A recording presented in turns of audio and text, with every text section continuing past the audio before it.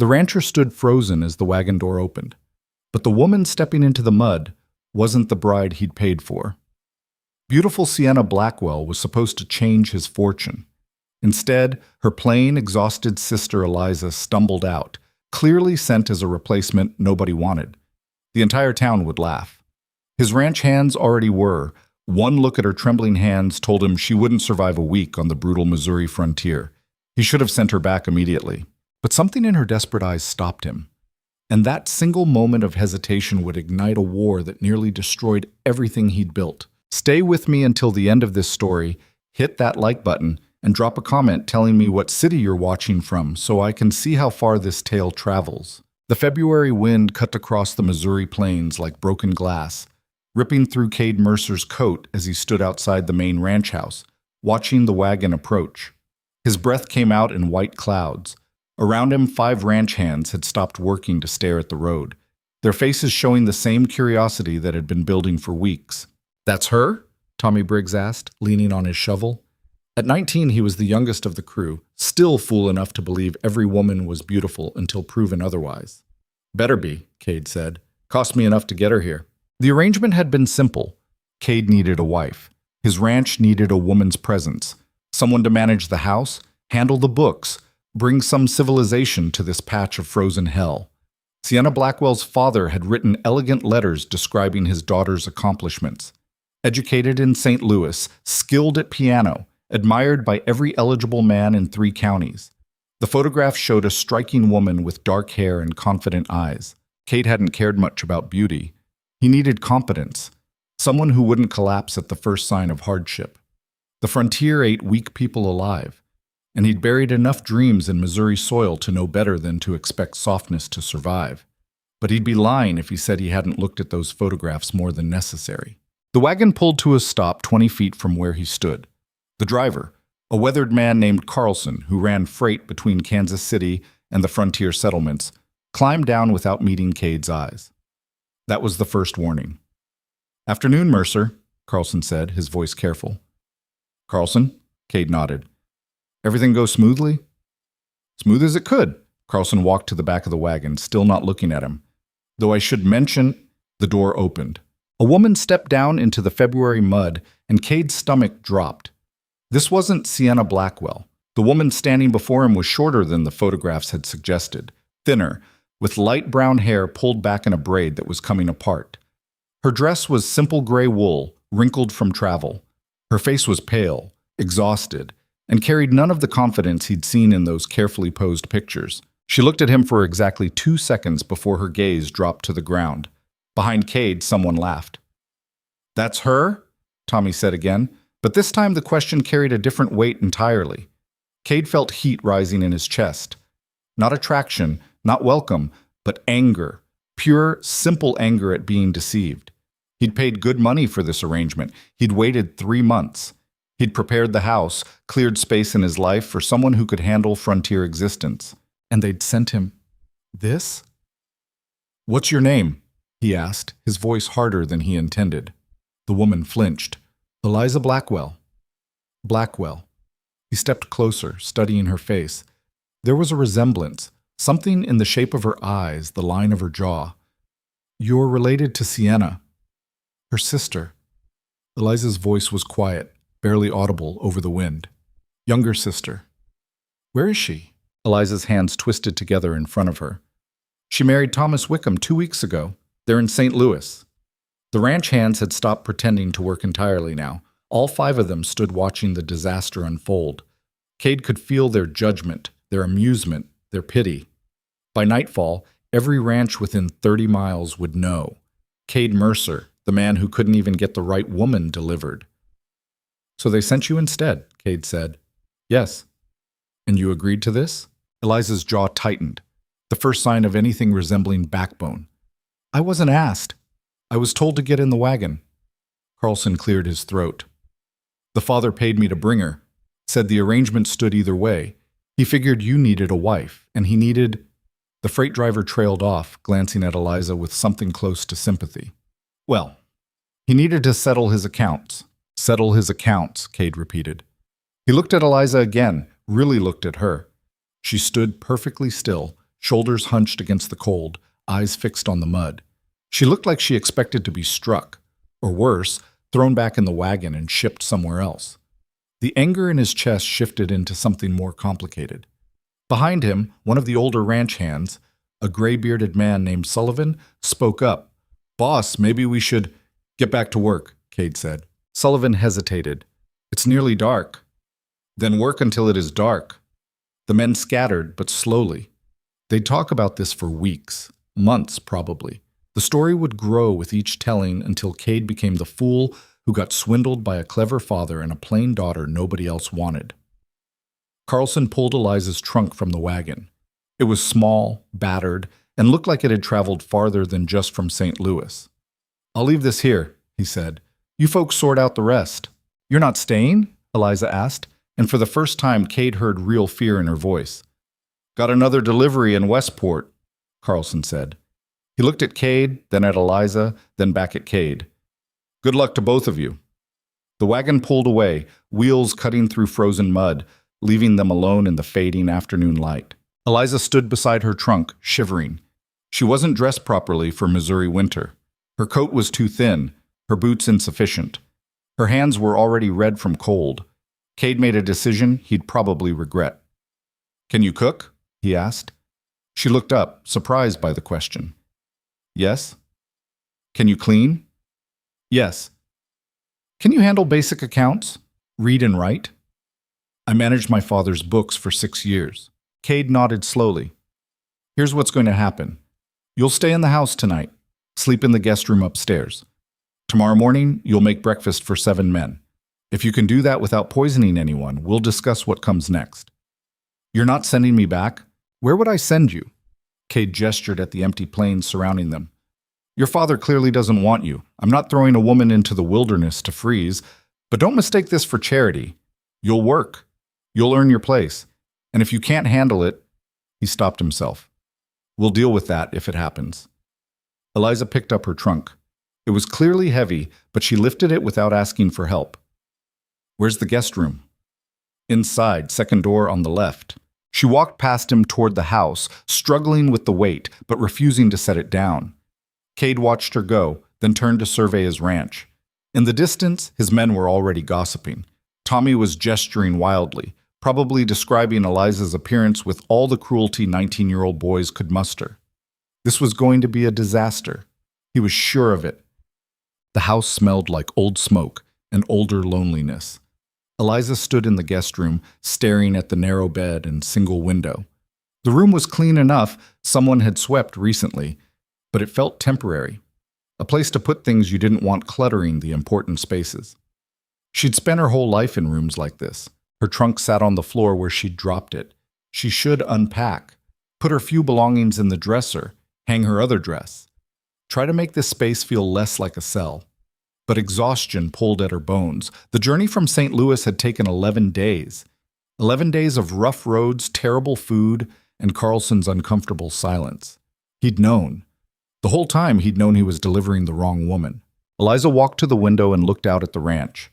In the fading light, she could see the outline of barns, fences, and what looked like a bunkhouse. Men moved between buildings, their voices carrying on the wind. She couldn't make out words, but she didn't need to. She knew what they were saying. "That's her? That's what he got instead?" She'd heard variations of that her entire life. Sienna was the beautiful one. Sienna was the charming one. Sienna was the daughter their father actually loved. Eliza was present, useful when needed, invisible when not. When their mother had died giving birth to Eliza, something in their father had broken. He'd looked at his baby daughter and seen only the thing that took his wife away. For 23 years, he'd never quite forgiven her for surviving. 2 weeks ago, he'd called her into his study. "Sienna's marrying Thomas Wickham," he'd announced without preamble. "The wedding is tomorrow." Eliza had nodded, unsurprised. Thomas was wealthy, educated, from a good family, exactly the match her father had wanted for his favorite daughter.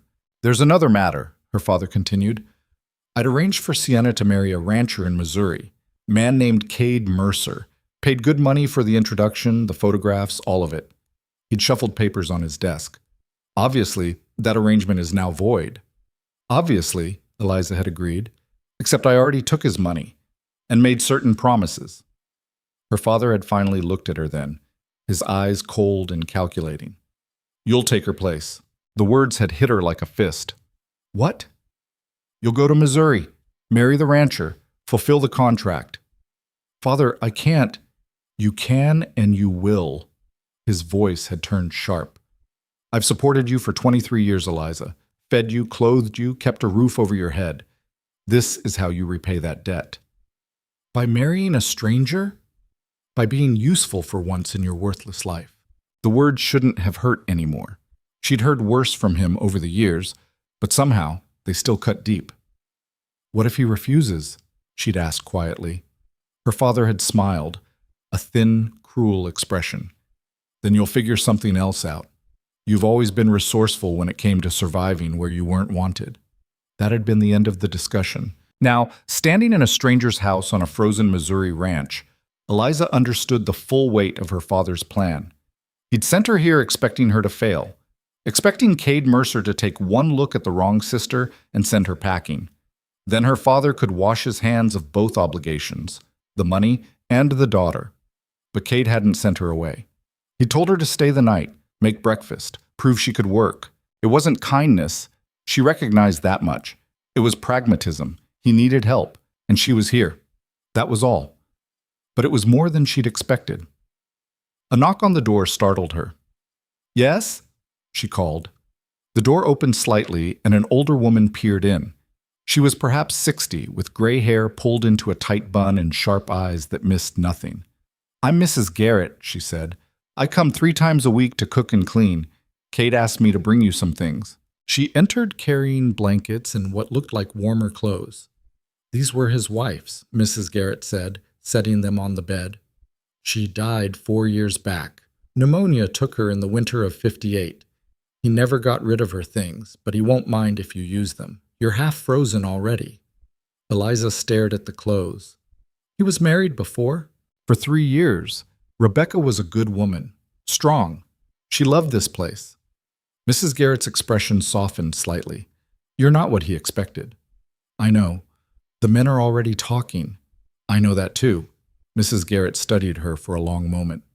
Can you actually cook, or was that a lie? I can cook. Good, because 7 ranch hands eat like starving wolves. If you poison them, they'll never let you forget it. If you feed them well, they might stop laughing long enough to give you a chance. What should I make?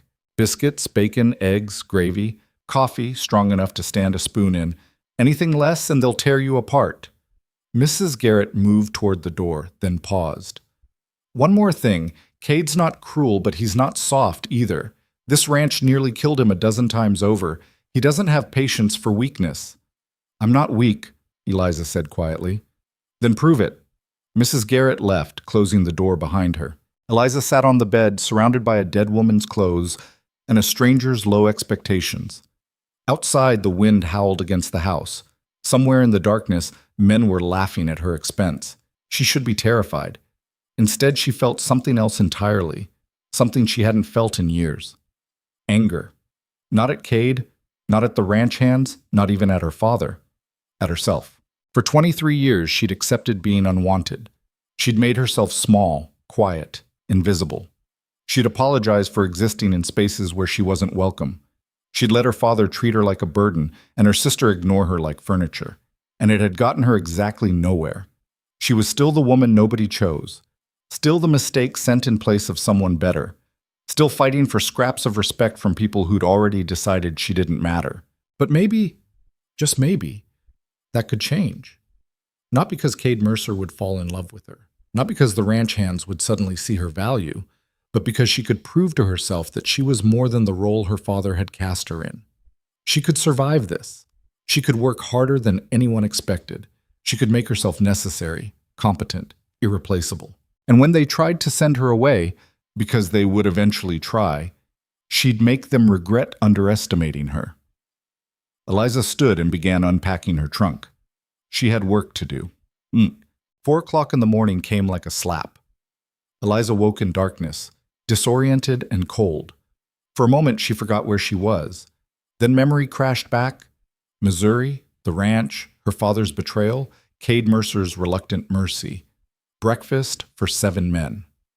She dressed quickly in the warmer clothes Mrs. Garrett had left.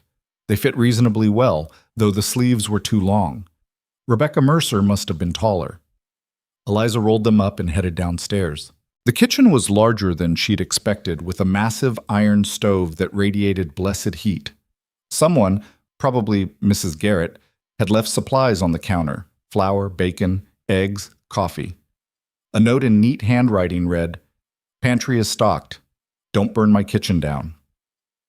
Eliza lit the lamps and got to work. She'd been cooking since she was 12 years old.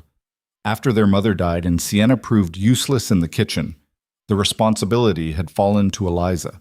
She'd learned to make basic meals stretch to feed their household, to coax flavor from cheap ingredients, to time everything so it all finished hot and ready at once. But this was different. This was her audition. She mixed biscuit dough with practiced efficiency, shaped them quickly, and slid them into the oven. While they baked, she fried bacon until it was crispy but not burnt, scrambled eggs with cream, and made gravy thick enough to satisfy working men. The coffee she made strong enough to remove paint. By 6 o'clock, the kitchen smelled like a proper breakfast. By 6:15, she heard boots on the porch. The door opened and the ranch hands filed in. They stopped when they saw the table, laden with food, plates set, coffee steaming. Their expressions ranged from surprise to suspicion. Cade entered last. He looked at the spread, then at Eliza. "You made all this?" "Yes." "In the dark?" "I had lamps." One of the younger men, the one who'd laughed yesterday, reached for a biscuit. Eliza watched him take a bite, saw his eyes widen slightly. "These are good," he said, sounding almost offended by the fact. The other sat and began eating. For several minutes, the only sounds were forks on plates and appreciative chewing. Eliza stood by the stove, uncertain whether she should join them or wait. Cade made the decision for her. "Sit down. You cooked it, you eat it." She took the empty chair at the far end of the table. Someone passed her the bacon. The biscuits disappeared fast enough that she only got one for herself. "So," Sullivan said, looking at her with less hostility than yesterday. "You can cook." "I can cook." "What else can you do?" "Clean, mend, keep books, basic carpentry if needed. I'm good with numbers." Tommy snorted. "Can you ride?" "No." "Can you shoot?" "No." "Then what good are you on a ranch?" "Tommy," Cade said quietly, and the younger man shut his mouth. But the question hung in the air anyway. Eliza set down her fork. "I'm good at learning. I'm good at not complaining. And I'm good at making myself useful in ways that matter. If riding and shooting are what this place needs, I'll learn them. If something else is more important, I'll do that instead. And if Cade decides you're not worth the trouble," Tommy pushed, "then I'll deal with that when it happens." Sullivan laughed, a short, surprised bark. "She's got spine. I'll give her that." The meal continued. As the men finished eating, they brought their plates to the washing basin without being asked, clearly a house rule Rebecca Mercer had established. Eliza started cleaning up, and to her surprise, Sullivan stayed to help dry. "Don't mind Tommy," he said quietly. "Boy's got no filter." "I've dealt with worse." "I believe that." Sullivan handed her a dried plate. "But fair warning, but he's the least of your problems." "What do you mean?" "This ranch runs on respect. The men respect Cade because he works harder than any of them. He expects the same from everyone else. If you can't pull your weight, I can pull my weight. Then you'll do fine." He hung up the towel. "But understand something. We're not playing house here. This isn't some St. Louis parlor where you arrange flowers and pour tea. Winter here kills people. Accidents kill people. Stupidity kills people fastest of all. If you can't handle that—" "I can handle it," Eliza said firmly. Sullivan studied her for a long moment, then nodded. "We'll see." The men left for morning chores. Cade lingered by the door. "That was acceptable," he said. "Thank you." "Don't thank me yet." He pulled on his coat. "This afternoon you'll ride out with me to check the north fence line." Eliza's stomach dropped. "I told you I can't ride."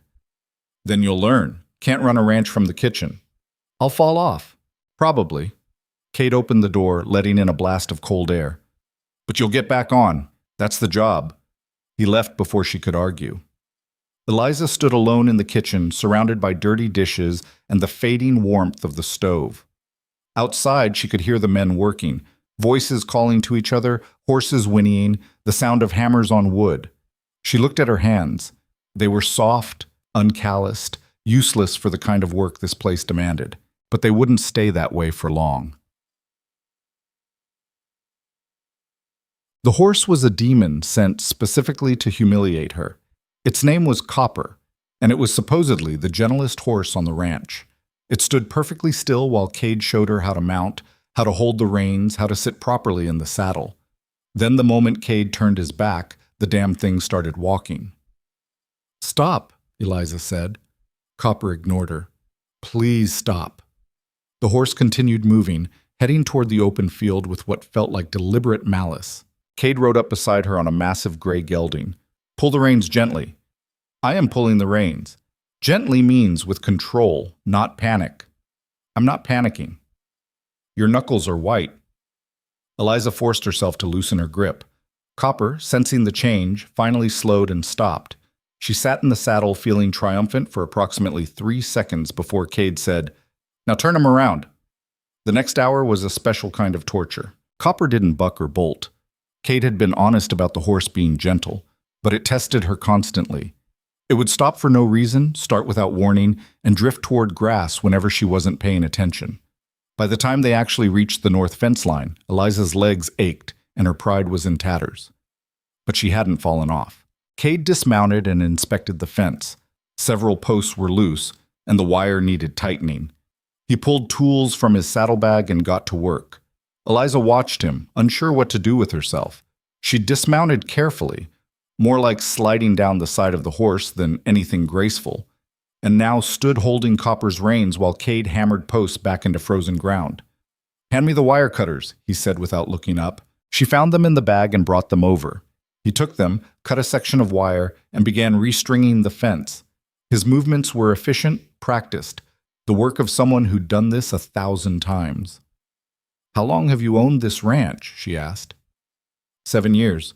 Bought it with money from the California goldfields." "You were a miner?" "For 3 years. He drove a staple into wood with 3 sharp strikes. Made enough to buy land and get out before the work killed me." "And you built all this yourself?" "Rebecca and I built it together." He moved to the next post. "She was better with the business side. I was better with cattle. We made it work." Eliza hesitated. "Mrs. Garrett said she died 4 years ago." "Yes." "I'm sorry." Cade paused, looking at her directly for the first time since they'd started working. "Are you?" The question caught her off guard. "Of course. Most people say that without meaning it. It's just something you're supposed to say." "I know what it's like to lose people," Eliza said quietly. "My mother died when I was born. I never knew her, but I've spent my whole life living in the space she left behind." Cade studied her face, then returned to his work. They continued in silence, but it felt different now, less hostile, more tolerable. By the time they rode back, afternoon light was fading. Eliza's entire body hurt. Her thighs screamed from gripping the saddle. Her back ached from the unfamiliar posture, and her hands were raw from holding the reins. But she'd ridden to the fence line and back without complaint. As they reached the barn, Tommy was mucking out stalls. He looked up as they approached, his eyes going to Eliza with obvious surprise. "She actually stayed on the horse?" "She did," Cade said. "Huh." Tommy leaned on his shovel. "Didn't expect that." Eliza dismounted, less gracefully than before, if that was possible, and led Copper into the barn. She'd watched Cade unsaddle his horse, so she tried to copy his movements. The saddle was heavier than it looked, and she nearly dropped it twice. Tommy appeared beside her. "Here," he said, not unkindly. "You gotta lift from the horn and the cantle at the same time." He showed her the proper technique. Together they got the saddle off Copper and onto the rack. "Thanks," Eliza said. Tommy shrugged. "You lasted longer than I thought you would. Most city girls would have cried and demanded to go home by now." "I'm not most city girls." "Yeah." He grabbed a brush and started working on Copper's coat. "I'm starting to see that." 3 weeks passed in a blur of brutal work and small victories. Eliza learned to ride well enough that Copper stopped testing her constantly. She learned to shoot, not accurately, but enough to hit a target at 20 yards. She learned the names of all the cattle breeds, the proper way to mend a fence, and how to spot signs of illness in livestock. The ranch hands stopped laughing. It happened gradually. First, they stopped making jokes when she entered a room. Then they started including her in conversations. Sullivan taught her to play cards. Tommy showed her how to properly throw a rope. Even the quietest of the crew, a man named Chen, who rarely spoke to anyone, nodded to her respectfully when they passed. Cade watched it all without comment. Their interactions remained professional, almost formal. He'd assign her tasks, she'd complete them. He'd ask questions about the household accounts, she'd provide detailed answers. They shared meals in relative silence, but sometimes Eliza would catch him looking at her with an expression she couldn't quite read. It wasn't attraction, she'd given up expecting that from anyone. But it wasn't indifference either, it was something closer to reassessment, like he was seeing her differently than he had that first day. Then everything changed on a Thursday night in late February. Eliza was in the kitchen preparing dinner when she heard shouting outside. She ran to the window and saw Cade and Tommy arguing near the barn. Their voices carried on the wind. "Told you to check the south gate."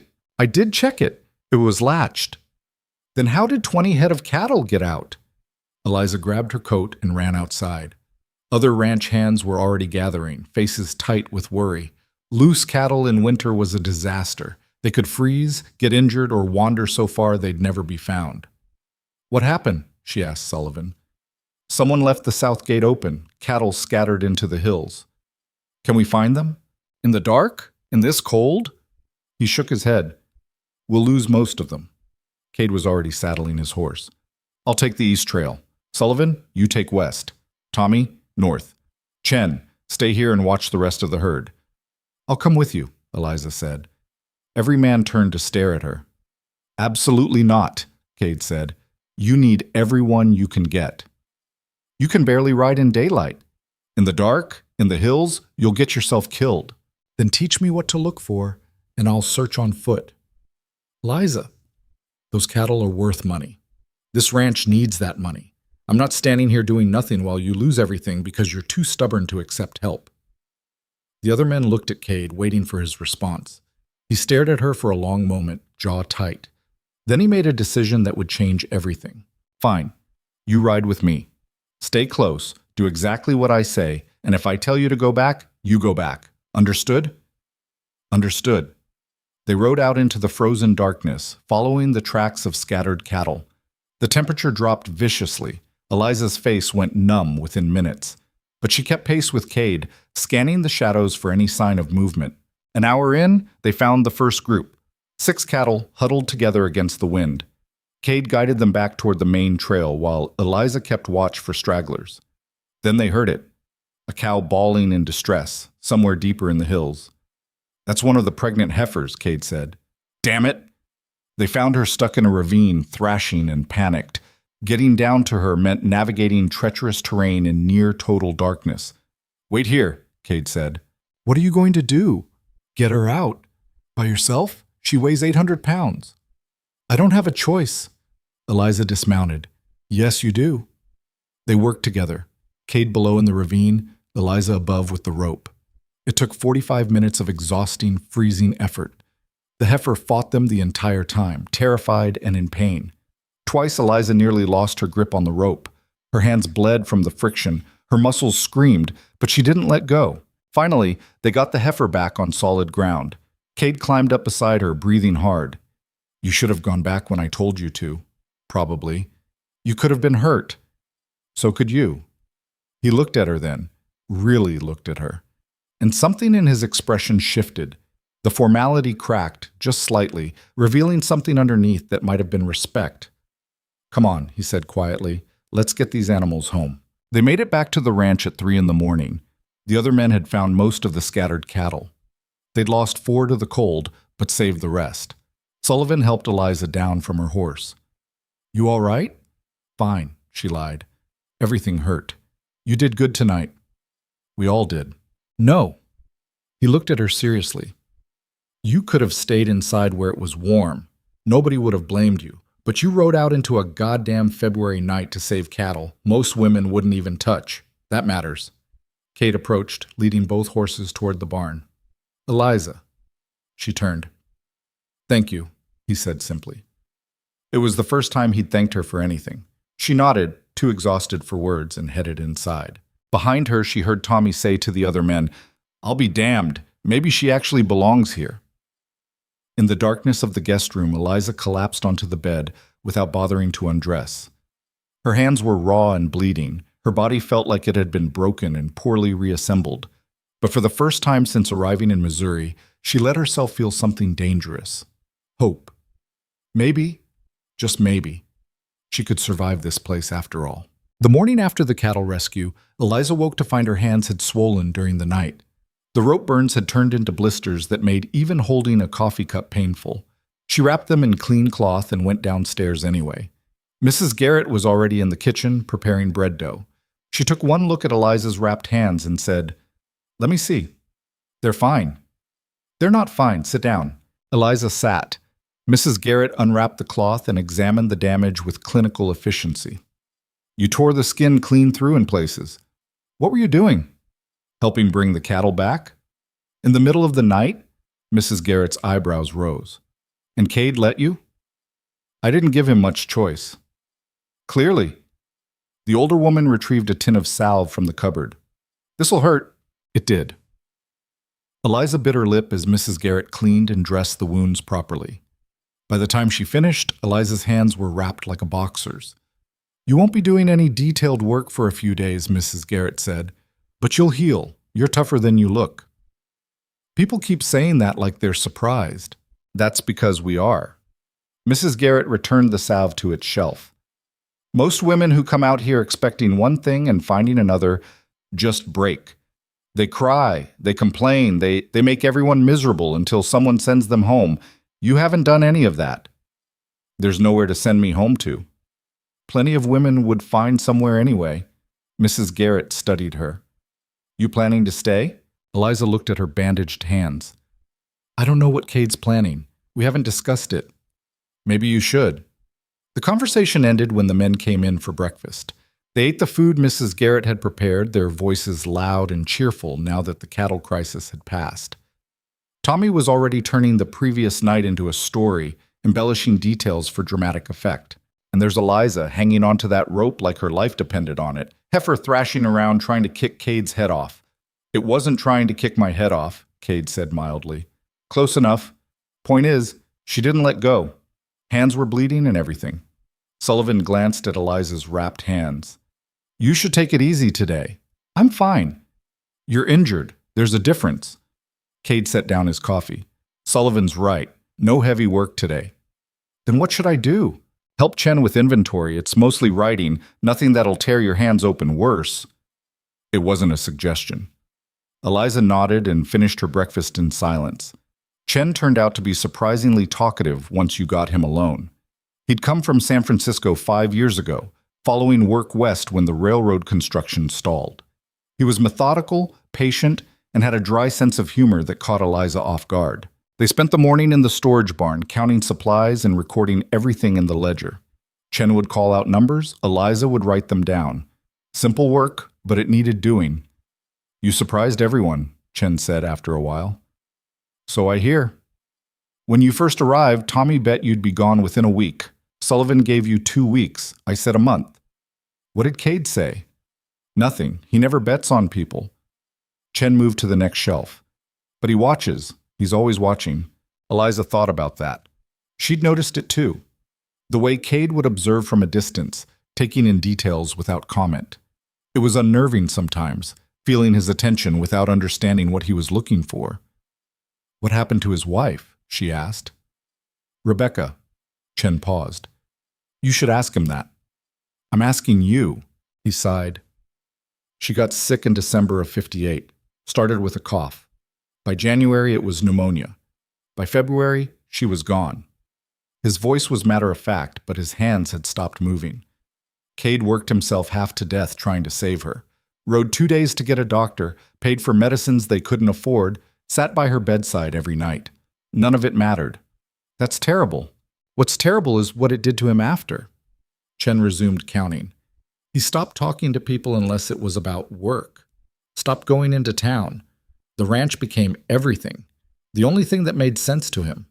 Some of us worried he'd work himself into an early grave. And then he arranged to marry Sienna. Mrs. Garrett's idea, actually. She told him the ranch needed a woman's touch again, that he couldn't run the place alone forever. Took her 2 years to convince him. Chen shot her a look. Then your father sent you instead. My father sent the daughter he could afford to lose. Maybe, but you're still here. They finished the inventory by afternoon. Eliza's hands ached despite the minimal work, but she'd managed. Chen helped her carry the updated ledgers back to the house. Inside, she found Cade at the kitchen table, going through papers with an expression that suggested nothing good. He looked up when she entered. How bad are your hands? Healing. That's not what I asked. Eliza set the ledgers down. They hurt, but I can still work. Cade studied her for a moment, then gestured to the papers. I need your help with something. She sat across from him. The papers were bills, notices, and what looked like loan documents. Her stomach sank as she scanned the numbers. You're in debt, she said quietly. The ranch is in debt. There's a difference. Cade ran a hand through his hair, looking tired. Last year was bad. Lost too many cattle to disease. Grain prices dropped, and I had to borrow to make it through winter. I was counting on this year being better. But then you lost 4 head last night. And before that, I paid for a wife who never showed up. He said it without accusation, just stating fact. The money I sent your father was supposed to cover the rest of what I owed on the north pasture. Now I'm short. Eliza looked at the numbers again, adding them up in her head. How short? $300. It might as well have been $3,000.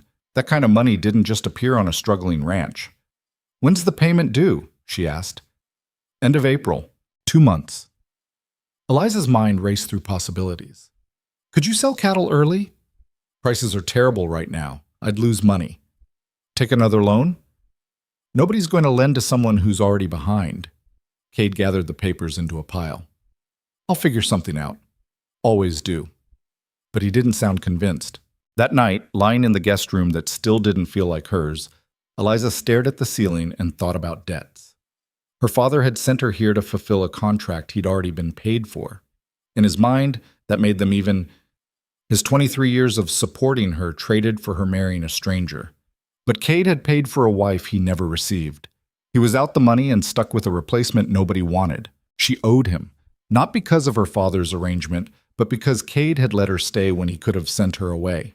Because he'd given her work, food, shelter, because he'd treated her with more basic decency than her own family ever had. The question was what she could possibly do about it. The answer came 3 days later, in the most unexpected way. Eliza was in the barn helping Tommy muck stalls when she heard unfamiliar voices outside. She looked out to see a wagon approaching. Expensive, well-maintained, pulled by horses that cost more than most people made in a year. Tommy whistled low. That's the Morrison wagon. What's he doing here? Who's Morrison? Richest man in 3 counties. Owns half the land between here and Kansas City. Tommy set down his shovel. This can't be good. They watched as a tall man in his 50s climbed down from the wagon, followed by a woman in an elaborate dress that was completely inappropriate for ranch life. The man had the confident bearing of someone who'd never been told no in his life. Cade emerged from the house, his expression carefully neutral. Morrison, what brings you out here? Business, Mercer. Always business. Morrison glanced around the ranch with an appraising eye. I heard you had some trouble the other night. Lost cattle? We found most of them. But not all. Morrison smiled thinly. Word gets around. I also heard you're carrying significant debt. Cade's jaw tightened. That's my concern. It becomes my concern when I'm considering buying the land adjacent to yours. I like to know who my neighbors are, and whether they'll still be my neighbors in 6 months. The threat was subtle but clear. Morrison was circling, waiting for Cade to fail so he could swoop in and buy the ranch at a fraction of its value. The woman with Morrison had been studying the ranch with obvious disdain, but her attention shifted when Eliza stepped out of the barn. Her eyes widened slightly. My word, she said. Is that Eliza Blackwell? Eliza's stomach dropped. She knew that voice. Mrs. Morrison, I didn't recognize you. Clearly not, given your current state of dress. Mrs. Morrison's gaze swept over Eliza's practical work clothes with thinly veiled horror. I heard rumors you'd come west, but I assumed they were exaggerated. What on earth are you doing here? I live here. Live here? At this ranch? Mrs. Morrison looked between Eliza and Cade, understanding dawning. Oh my. Does your father know you're— My father sent me here, Eliza said evenly. Morrison's interest sharpened. This is Blackwell's daughter? The one who was supposed to marry you? No, Cade said. The one I did marry. The lie came so smoothly that Eliza almost believed it herself. She stared at Cade, shocked, but he didn't look at her. His attention stayed locked on Morrison. You're married? Mrs. Morrison said. When did this happen? 3 weeks ago, Cade said. Small ceremony. Didn't see the need to make a fuss about it. Morrison studied them both, clearly skeptical. Congratulations, though I'm surprised word hasn't spread. We've been busy keeping the ranch running. Cade's tone made it clear the conversation was over. Was there something else you needed? Just neighborly curiosity. Morrison climbed back into his wagon. Though I have to say, Mercer, marriage won't solve your financial problems. If you need to sell, my offer stands. They left in a cloud of dust and presumption. The moment the wagon disappeared, Eliza rounded on Cade. Why did you tell them we're married? Because Morrison is a vulture, and vultures circle wounded prey. Cade headed toward the barn. If he thinks I'm desperate enough to accept charity brides, he'll push harder. But a man with a wife and a functioning household looks stable. So you lied. I protected my interests. He stopped, turning to face her. Would you rather I told him the truth? That you're here temporarily? That this whole arrangement is one bad month away from falling apart? Because that's exactly the kind of information Morrison uses to destroy people. Eliza wanted to argue, but she couldn't. He was right. The Morrisons were exactly the type to spread gossip, and that gossip could hurt Cade's already precarious situation. Fine, she said. But you could have warned me first. There wasn't time. There's always time for the truth. Cade's expression hardened. The truth is messy and complicated, and it doesn't pay bills. Sometimes a simple lie works better. He walked away, leaving Eliza standing alone in the yard. That night at dinner, the tension was thick enough to choke on. The ranch hands noticed but didn't comment. They ate quickly and excused themselves, leaving Eliza and Cade alone at the table. We need to talk about this, Eliza said. There's nothing to talk about. You told people we're married. I told 2 people we're married. There's a difference. 2 people who will tell everyone else in the county. Eliza stood, frustration bubbling over. You can't just announce something like that without discussing it with me first. Why not? You're living in my house, eating my food, working on my ranch. What's the difference between that and marriage? The difference is choice. The difference is honesty. She grabbed her plate and took it to the washing basin. I've spent my whole life having decisions made for me by other people. I thought maybe here it would be different. Cade was quiet for a long moment. When he finally spoke, his voice was low. You're right. I should have asked first. Eliza turned, surprised by the admission. But the situation stands, he continued. Morrison will spread the word that we're married. We can either deny it and look like liars, or we can accept it and use it to our advantage. Use it how? Married men get better credit. Banks trust them more. If I'm going to get an extension on that loan, I need every advantage I can get. Cade met her eyes. I'm not asking you to actually marry me. I'm asking you to let people think we are for a few months, just until I get the ranch stabilized. And then what? Then we tell people it didn't work out. You leave, I pay you for your time here, and we both move on with our lives. It was practical, logical, completely reasonable, and it made Eliza feel like she was being used all over again. I need to think about it, she said. Take your time. Just decide before Sunday. Why Sunday? Because that's when half the county will be at church, and the Morrisons will make sure everyone knows about the wedding they supposedly witnessed. Of course they would. Eliza went to bed that night with her mind churning. Part of her wanted to refuse on principle. She'd been treated like a commodity her entire life, and this felt uncomfortably similar. But another part recognized the cold reality of their situation. Cade needed help, and she owed him for taking her in when he didn't have to. Besides, where else would she go? She fell asleep without reaching a decision. The choice was made for her 2 days later when a letter arrived from St. Louis. Cade brought it to her during breakfast, his expression unreadable. "This came for you." The handwriting on the envelope was her father's. Eliza's hands shook slightly as she opened it.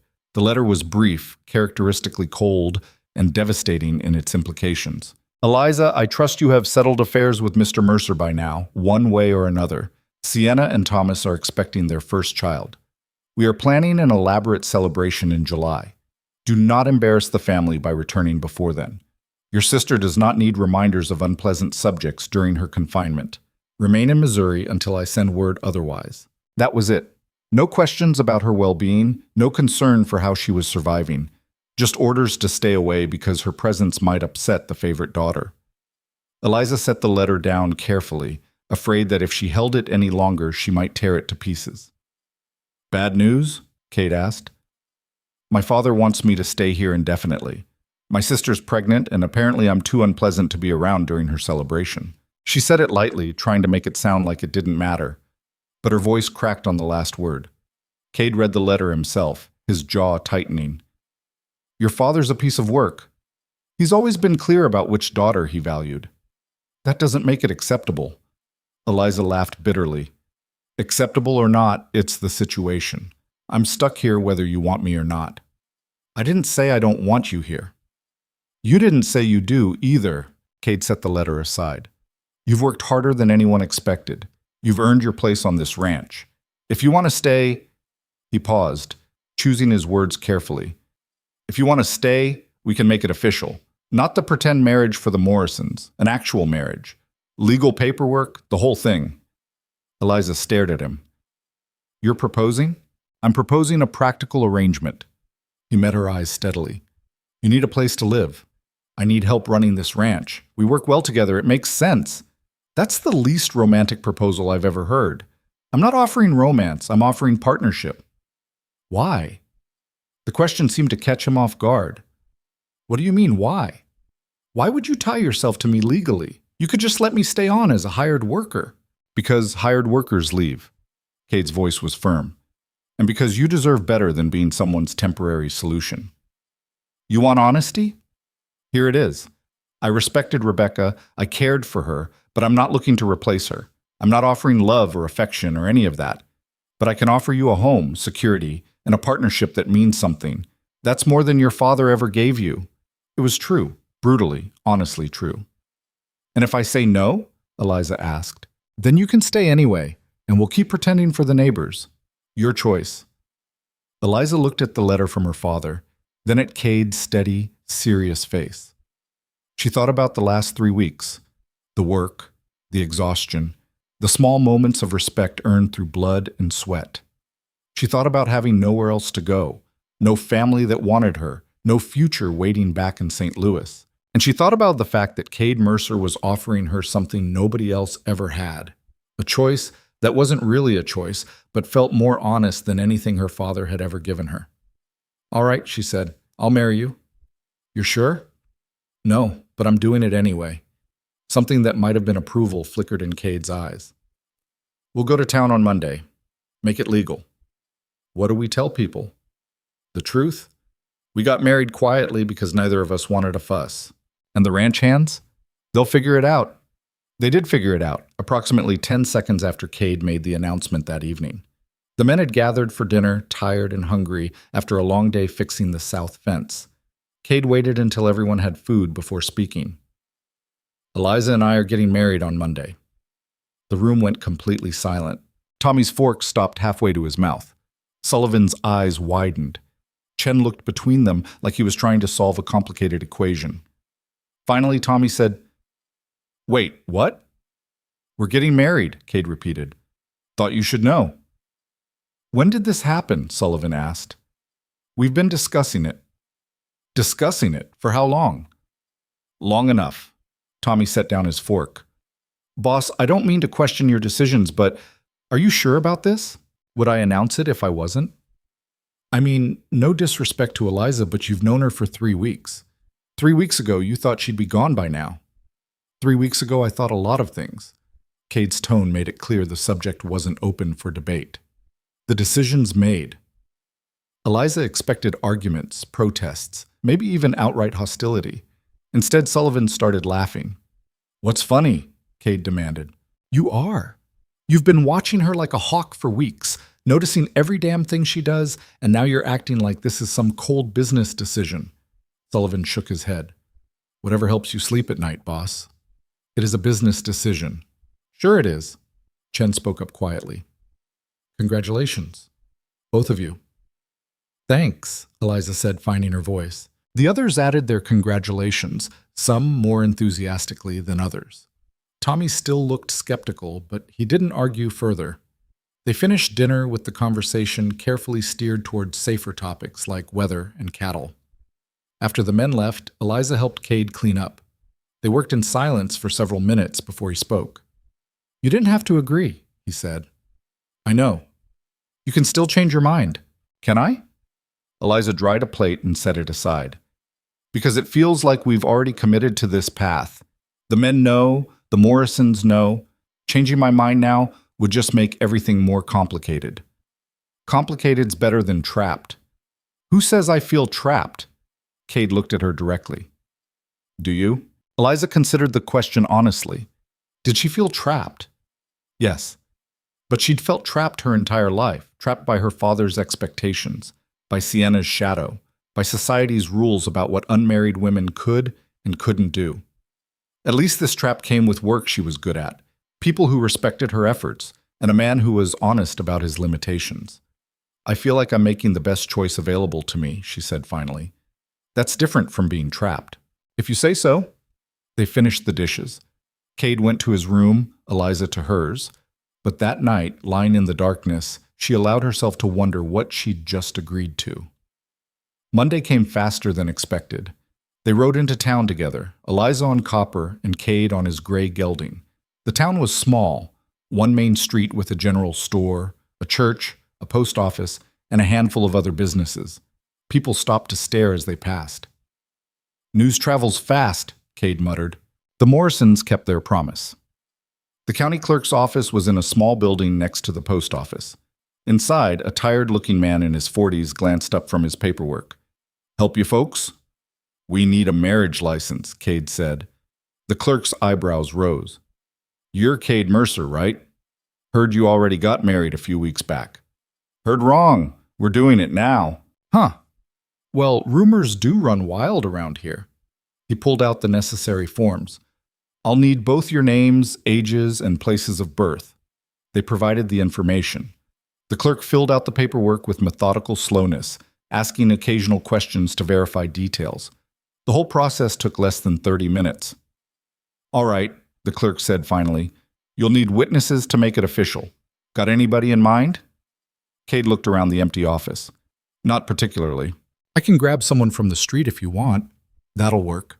The clerk stepped outside and returned with two people, a middle-aged woman who worked at the general store and an older man Eliza didn't recognize.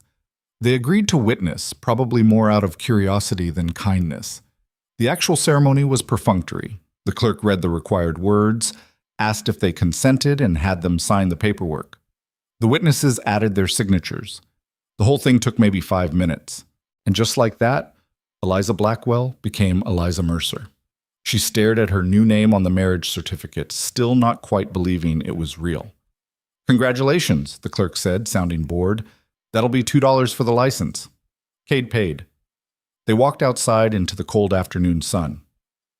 "Well," Eliza said, "that happened." "Yeah." "Do you feel any different?" "No. You?" "Not really." They stood there awkwardly for a moment, neither sure what to do next. Finally, Cade cleared his throat. "We should get supplies while we're in town. Make the trip worthwhile." They spent the next hour at the general store purchasing flour, coffee, and other necessities. The woman who'd witnessed their marriage was working the counter, and she couldn't stop staring. "So you're the new Mrs. Mercer," she said while tallying their purchases. "Apparently. Heard all kinds of stories about you. They say you're the sister who got sent instead of the pretty one." Eliza's spine stiffened, but Cade spoke before she could respond. "The pretty one married someone else," he said flatly. I got the one who can actually work.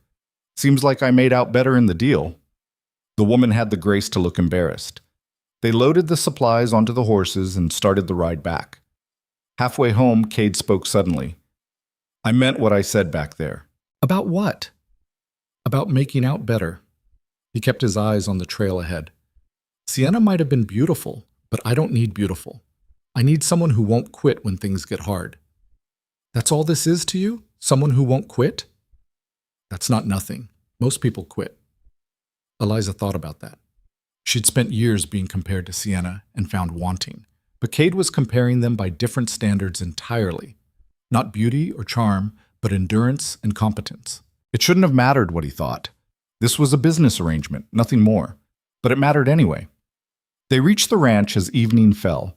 The men were already finishing their day's work, and they greeted Eliza with nods of acknowledgement. Not congratulations, not celebration, just acceptance that the situation had changed and life would continue. That night, Eliza moved her belongings from the guest room to what had been Rebecca's room. Cade's room was at the opposite end of the hall, and he made no suggestion that the arrangement should be different. They were married on paper, but the reality remained practical, distant, safe. She unpacked her few possessions and arranged them carefully in drawers that still smelled faintly of lavender. Rebecca's clothes had been removed, but her presence lingered in the way the furniture was arranged, in the worn spot on the floor near the window where she must have stood countless mornings. Eliza wondered what Rebecca would think of her replacement. Would she approve? Pity her? Laugh at the absurdity of it all? A knock on the door interrupted her thoughts. Come in. Cade entered carrying something wrapped in cloth. Found this in the attic. Thought you might want it. He unwrapped it to reveal a simple gold ring.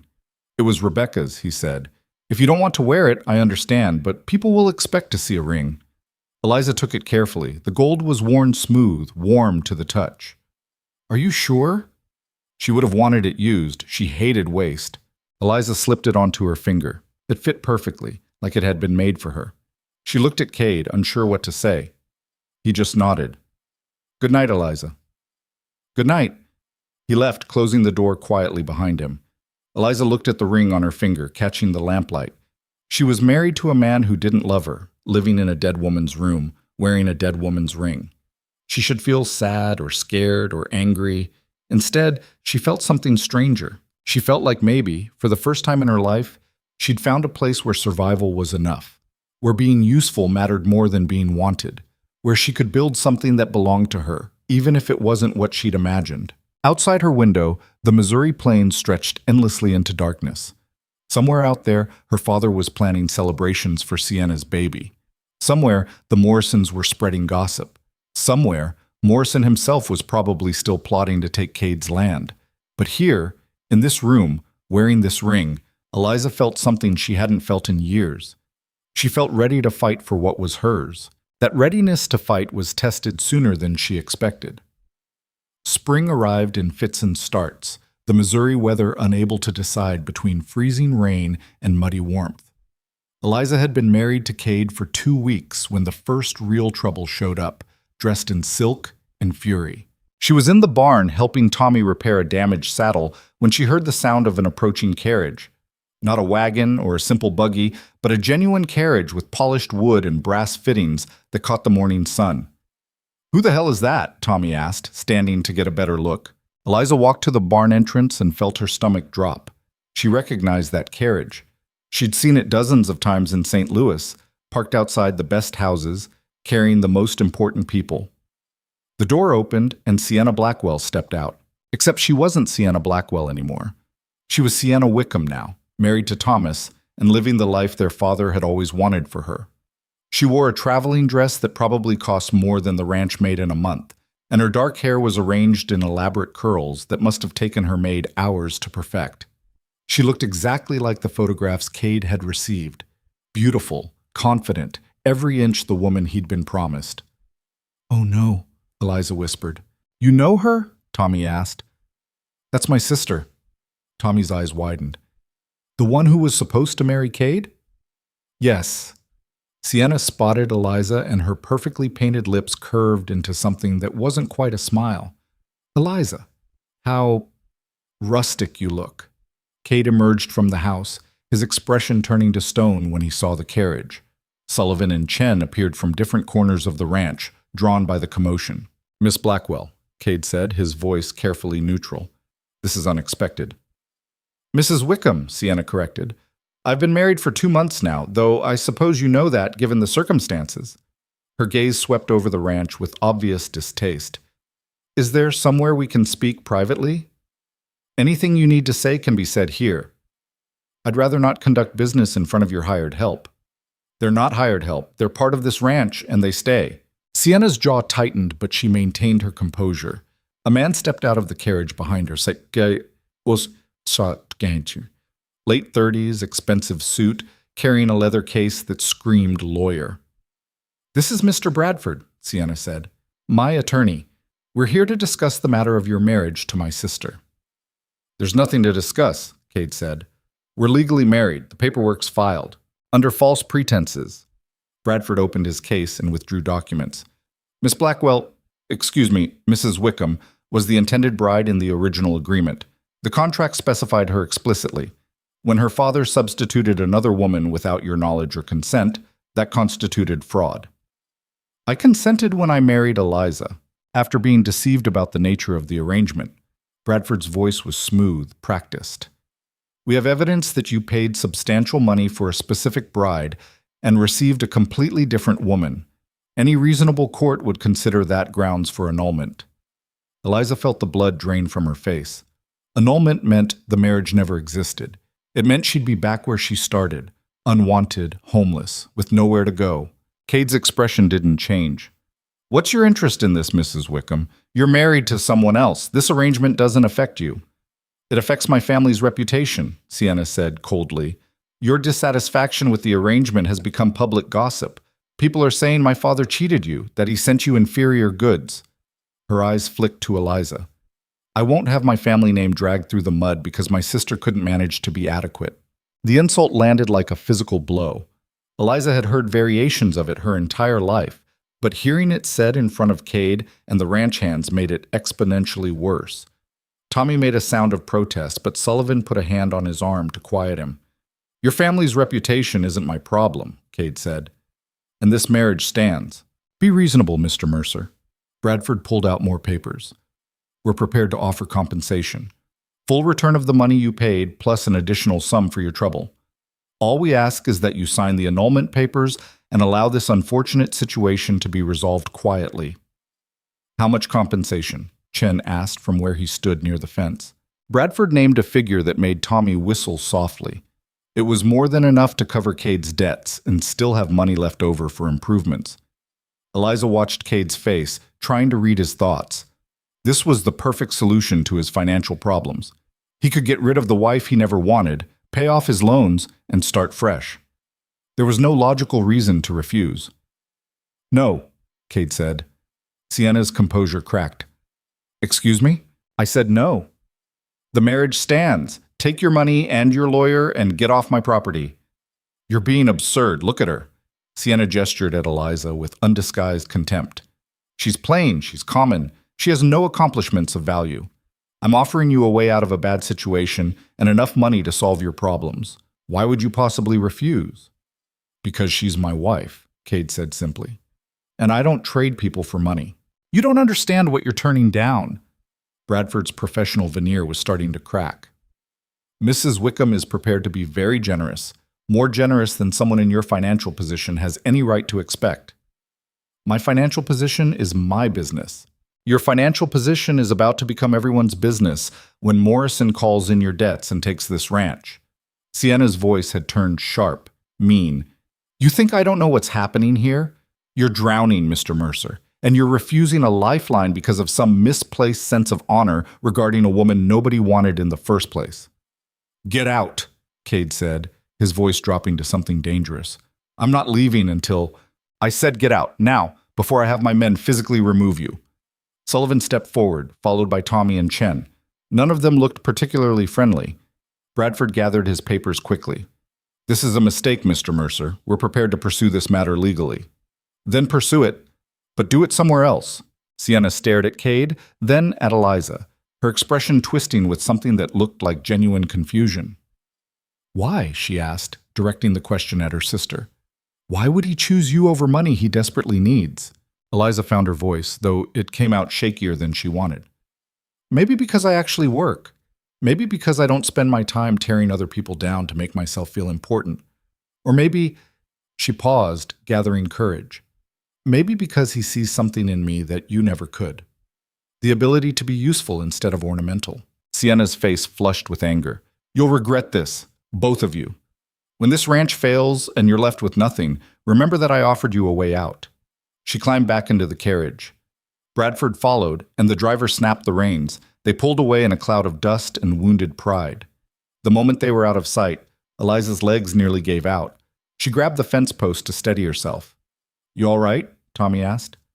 Fine. I'm fine. That was your sister? He shook his head. Jesus. No wonder your dad sent you instead. Tommy, Sullivan said warningly. What? I'm just saying, if that's what passes for beautiful in St. Louis, I'll stick with plain women who actually know how to work. It was probably meant as a compliment, but it still stung. Eliza excused herself and headed toward the house, needing space to process what had just happened. Cade caught up with her before she reached the door. Eliza. She stopped but didn't turn around. You should have taken the money. I didn't want the money. You need the money. Your ranch is in trouble, and they were offering enough to solve everything. Not everything. He moved around to face her. You heard what she said. She wanted the marriage annulled. That means you'd have nowhere to go. I'd figure something out. Would you? Because from where I'm standing, you'd be back in St. Louis living with a father who hates you and a sister who treats you like dirt. Cade's voice was firm. I told you this was a partnership. That means I don't throw you away the moment something better comes along. Why not? Everyone else does. The words came out more bitter than she intended. Cade studied her face for a long moment. Not everyone, he said quietly, and not me. He left her standing there, those words echoing in her head. That night, Eliza couldn't sleep. She lay in Rebecca's bed, staring at the ceiling, replaying Sienna's visit over and over.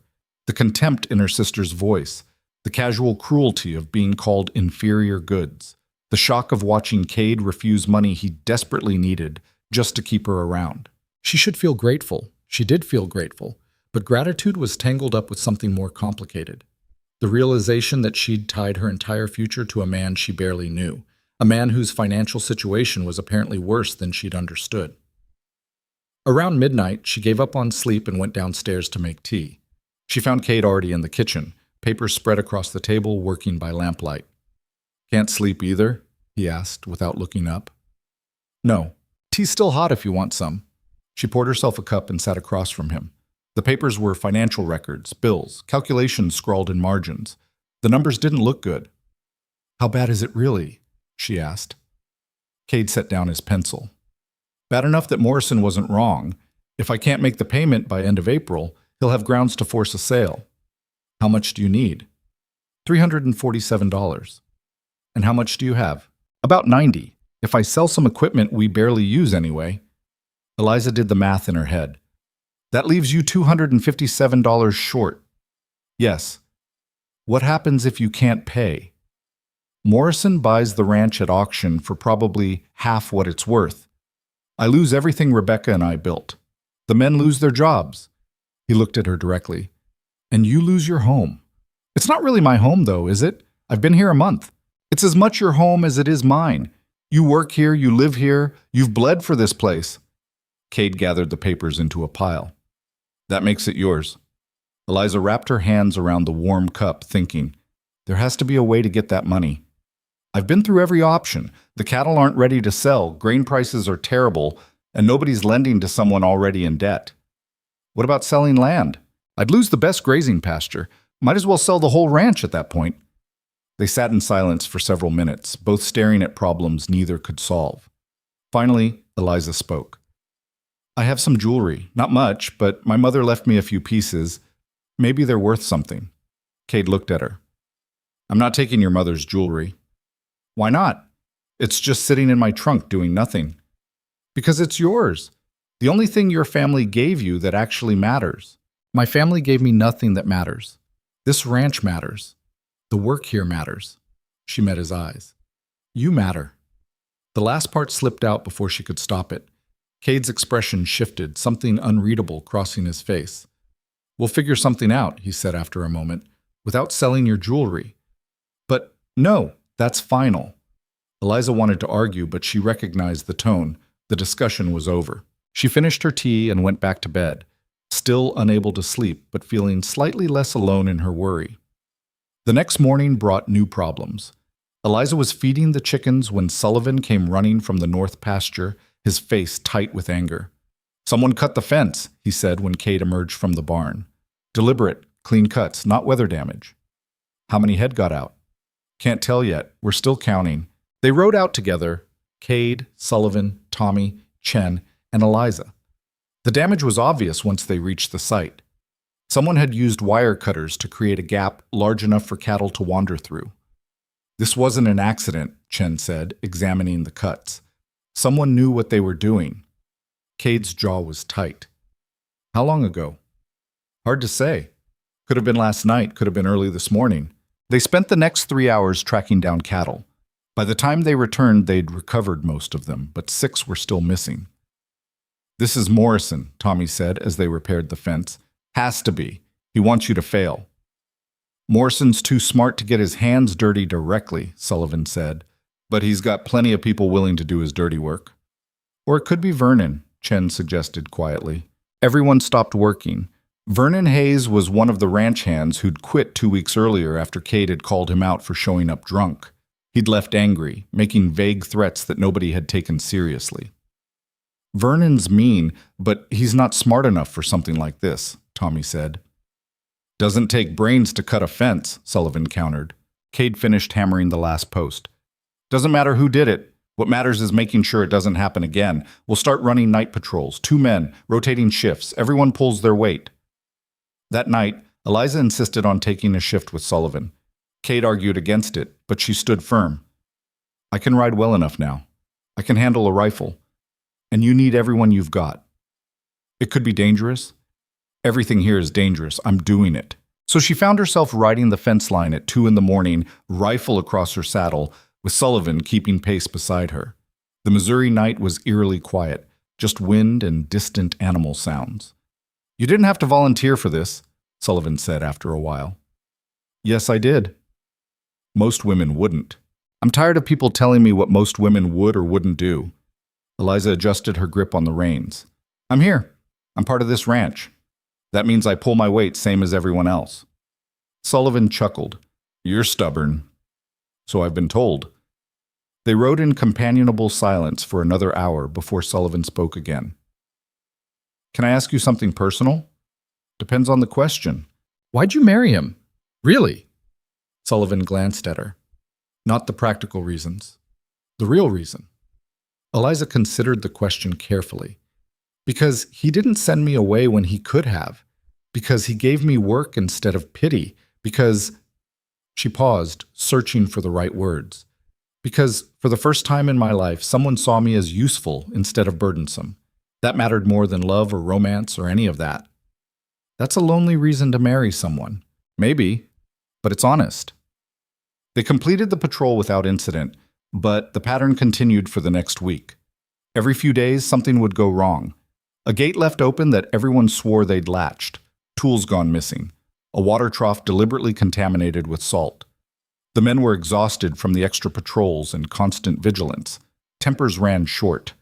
Tommy and Sullivan got into a shouting match over something trivial. Chen stopped talking almost entirely. And through it all, the April deadline crept closer. Eliza watched Cade grow more withdrawn, more tense.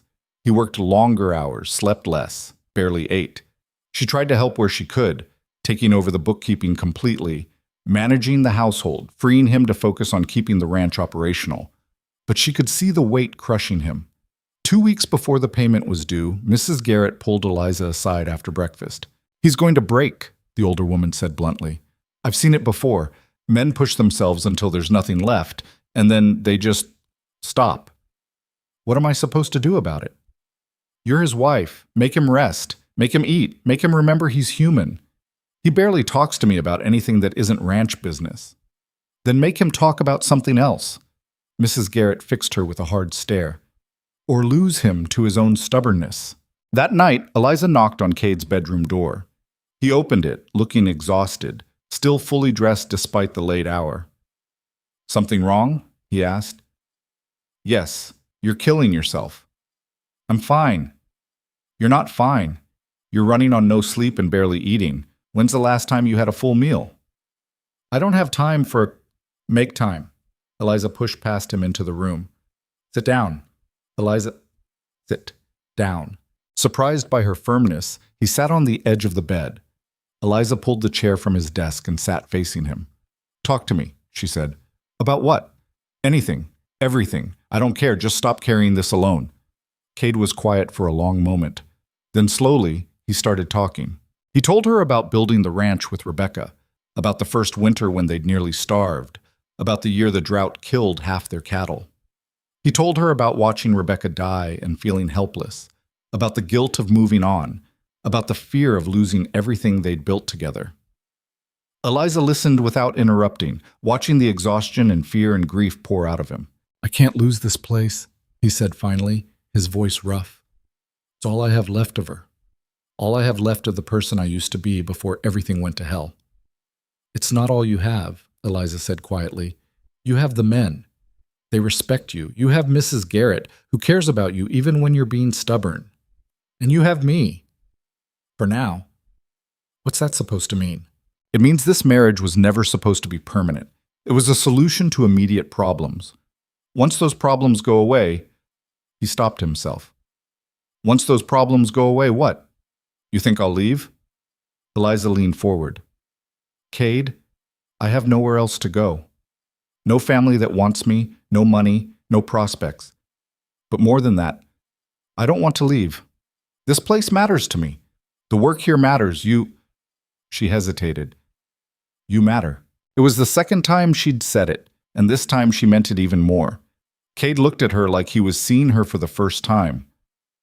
"I don't understand you." "What's to understand? You could have left a dozen times. You could have taken Sienna's offer and gone back to St. Louis. You could have demanded I treat this like a real marriage with real affection. Instead, you just stay. You work. You don't complain. Why?" "Because I'm tired of being the woman nobody chose," Eliza said, her voice steady despite the emotion behind it. "I spent 23 years being unwanted. Here, I might not be wanted, but I'm needed. That's better than anything I had before."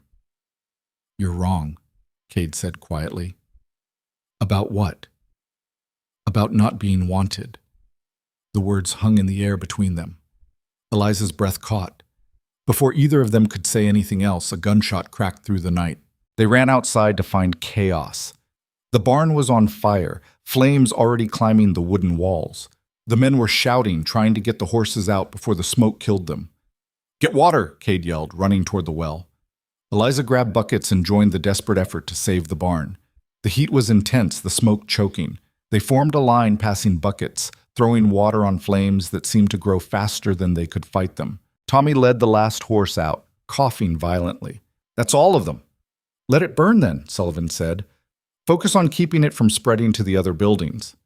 They worked for 2 hours, until the barn was a smoking ruin, but the rest of the ranch was safe. Everyone was covered in soot, exhausted, eyes burning from smoke. Chen found it first, the oil-soaked rags near where the fire had started. "This was set deliberately," he said, holding up the evidence. Cade stared at the destroyed barn, his expression unreadable. Then he turned and walked toward the bunkhouse without a word. Eliza followed him. "Cade, don't. You can't just—" "I said don't." He spun to face her and she saw the cracks finally showing. The exhaustion, the fear, the overwhelming weight of too many problems with no solutions. "The barn's gone. That's another $1,000 I don't have. The payment's due in 10 days, and I'm further behind than I was yesterday. Someone's actively trying to destroy this place, and I can't stop them. So please, just don't." "What do you want me to do?" "I don't know." His voice cracked slightly. "I don't know anymore." Eliza stepped closer. Without thinking, she reached out and took his hand. It was the first time they'd touched deliberately, the first real physical connection in their entire marriage. "We'll figure it out," she said. Together. How? How are we going to figure this out? I don't know yet, but giving up isn't an option. Cade looked at their joined hands, then at her face. For a moment, something in his expression softened. Then Sullivan called out, "Boss, you need to see this." They found him standing near the fence with Tommy and Chen. Vernon Hayes was tied to a post, unconscious, with Chen's rifle pointed at him. "Found him trying to run," Chen explained.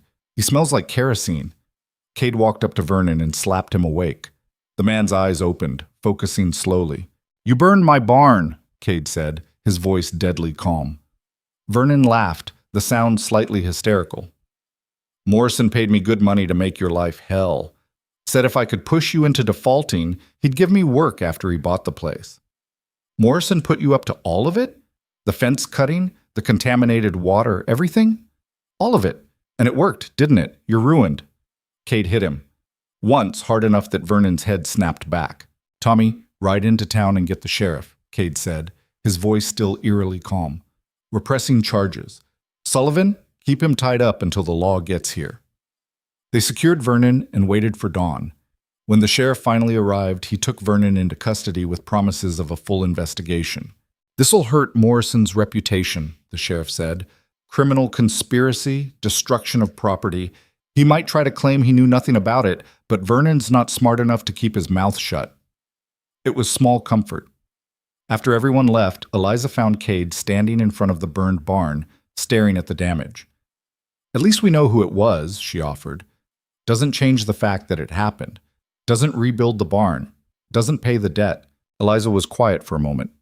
Then she made a decision. "Wait here," she said. She ran to the house and up to her room.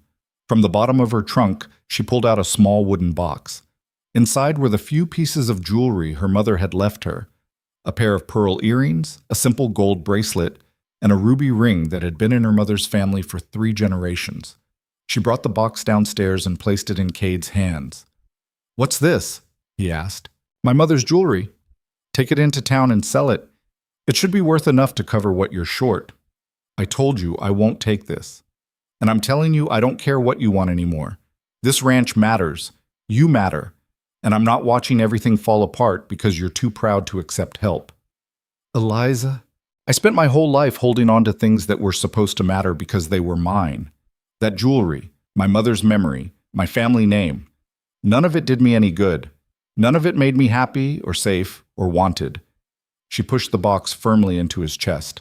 "But this place does. You do. So take the jewelry, sell it, save the ranch. That's what matters now." Cade looked at the box, then at her. "This is all you have left of her."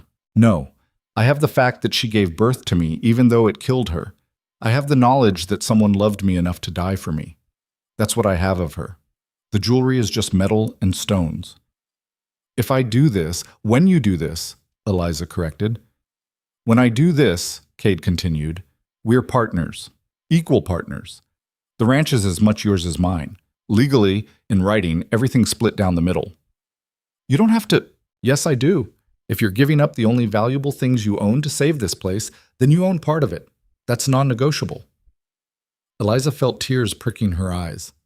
All right. He left for town that afternoon. When he returned the next day, he had enough money to make the payment with a little left over.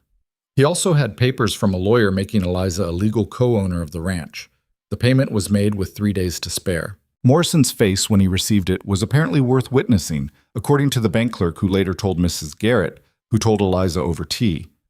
Vernon was convicted and sentenced to 6 months in jail. Morrison claimed total ignorance of his employees' actions, but the scandal damaged his reputation enough that people stopped trusting him blindly. The ranch survived, but something else had changed too, something harder to name. Cade started talking to Eliza more, not just about work, but about everything. They'd sit on the porch after dinner, watching the sun set, and he'd tell her about his childhood in Kentucky, about his years in California, about the dreams he'd had for this place. And Eliza would tell him about growing up in Sienna's shadow, about her mother's death, about feeling invisible her entire life until she came to Missouri. The physical distance between them began to close. Not dramatically, not all at once, but in small ways. His hand on her shoulder when she did good work, her fingers brushing his when passing tools, standing closer during conversations. The men noticed. Mrs. Garrett definitely noticed. About time, Sullivan muttered one day when he saw Cade help Eliza down from her horse with unnecessary care. 3 months after arriving in Missouri as the unwanted replacement bride, Eliza Mercer stood on the porch of a ranch she co-owned, watching her husband work in the distance, and realized something that should have terrified her. She was in love with him. It was inconvenient, possibly foolish, and definitely not part of their practical arrangement, but it was true, and she had no idea what to do about it. The realization sat in Eliza's chest like a stone for 3 days before she worked up the courage to do anything about it. The problem was she had no idea what doing anything about it actually meant. Their marriage was a business arrangement, carefully maintained at arm's length despite the growing warmth between them. Confessing feelings would shatter that careful balance, and she wasn't sure either of them was ready for the consequences. So she kept working, kept the secret buried, and tried not to notice how her heart jumped every time Cade walked into a room. Mrs. Garrett noticed anyway. "You're quieter than usual," the older woman observed while they were preparing bread for the week. "Something on your mind?" "Just tired." "Tired people yawn. You're thinking so hard I can practically hear it." Mrs. Garrett punched down the dough with practiced efficiency.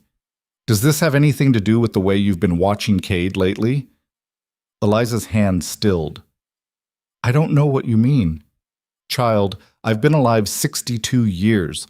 I know what a woman in love looks like." The words hung in the kitchen air. Eliza wanted to deny them, but her mouth wouldn't cooperate. "It's complicated," she said finally. "Love usually is. It's more than that. We agreed this was a practical arrangement. He married me because he needed help, not because he wanted a wife. And what do you think has changed in the last 4 months?" Mrs. Garrett started shaping loaves. "That man looks at you like you're the only thing keeping him upright. Maybe it started practical, but it's not that way anymore." "You don't know that." "I know he turned down enough money to solve all his problems rather than let you go. I know he made you equal owner of this ranch. I know he spends every evening sitting with you on that porch when he used to work until he collapsed." Mrs. Garrett looked at her directly. "Those aren't the actions of a man who sees you as a business partner." "Then what are they?"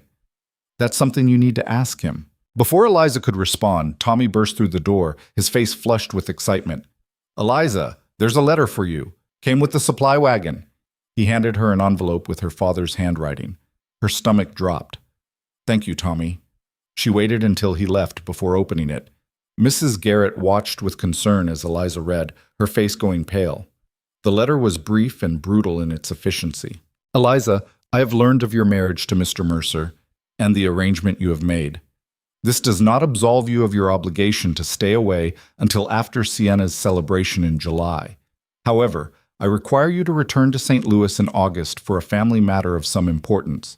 This is not a request. Be prepared to travel at that time." No explanation of what the family matter was. No acknowledgement of her life in Missouri. Just orders, same as always. "Bad news?" Mrs. Garrett asked gently. "My father wants me back in St. Louis in August. No explanation why." "Are you going to go?" Eliza stared at the letter, anger building in her chest. For months she'd been building a life here. She owned part of this ranch. She had work that mattered, people who respected her, and feelings for a man who might actually care about her in return. And her father thought he could just summon her back like she was still his property. "No," she said, crumpling the letter. "I'm not going," Mrs. Garrett smiled. "Good. About time you told that man where to put his orders." That evening, Eliza sat on the porch with Cade, watching the sun paint the sky orange and red. She'd brought the letter with her, still crumpled in her pocket, trying to decide whether to mention it. "You're quiet tonight," Cade observed. "Just thinking." "About?" She pulled out the letter and handed it to him. He read it quickly, his expression darkening. "What are you going to do?" he asked. "Tell him no." Cade looked surprised. "You're sure?" "I'm not leaving. This is my home now." She paused. "Unless you want me to go." "Why would I want that?" "I don't know. Maybe you're tired of having me around. Maybe the arrangement isn't working the way you thought it would." Cade set the letter aside and turned to face her directly. "Eliza, if I wanted you gone, I would have sent you away months ago. I've had plenty of opportunities." "Then why do we still sleep in separate rooms? Why do we barely touch each other? Why does this marriage still feel like a business arrangement when everyone else seems to think it's something more? The questions spilled out before she could stop them. Cade went very still. What do you want it to be? He asked quietly. I asked first. That's not an answer. Eliza took a breath, gathering courage. I want it to be real. I want to stop pretending this is just about convenience and survival. I want... She stopped, the vulnerability too much. What do you want? Cade's voice was gentle, but insistent. I want you to want me. Not just need me or respect me or appreciate my work. I want you to actually want me here. The words hung between them. Cade didn't respond immediately, and Eliza felt her heart sink. She'd said too much, revealed too much, pushed too hard. Then he reached over and took her hand. The same gesture she'd made the night of the fire, but this time deliberate, meaningful. I do want you here, he said. I have for weeks. Maybe longer. He looked down at their joined hands. But I didn't think you felt the same way. You've been so focused on proving yourself, on earning your place. I thought maybe you were just making the best of a bad situation. Is that what you think this is? A bad situation? No, but I thought you might. Cade's thumb traced circles on her palm.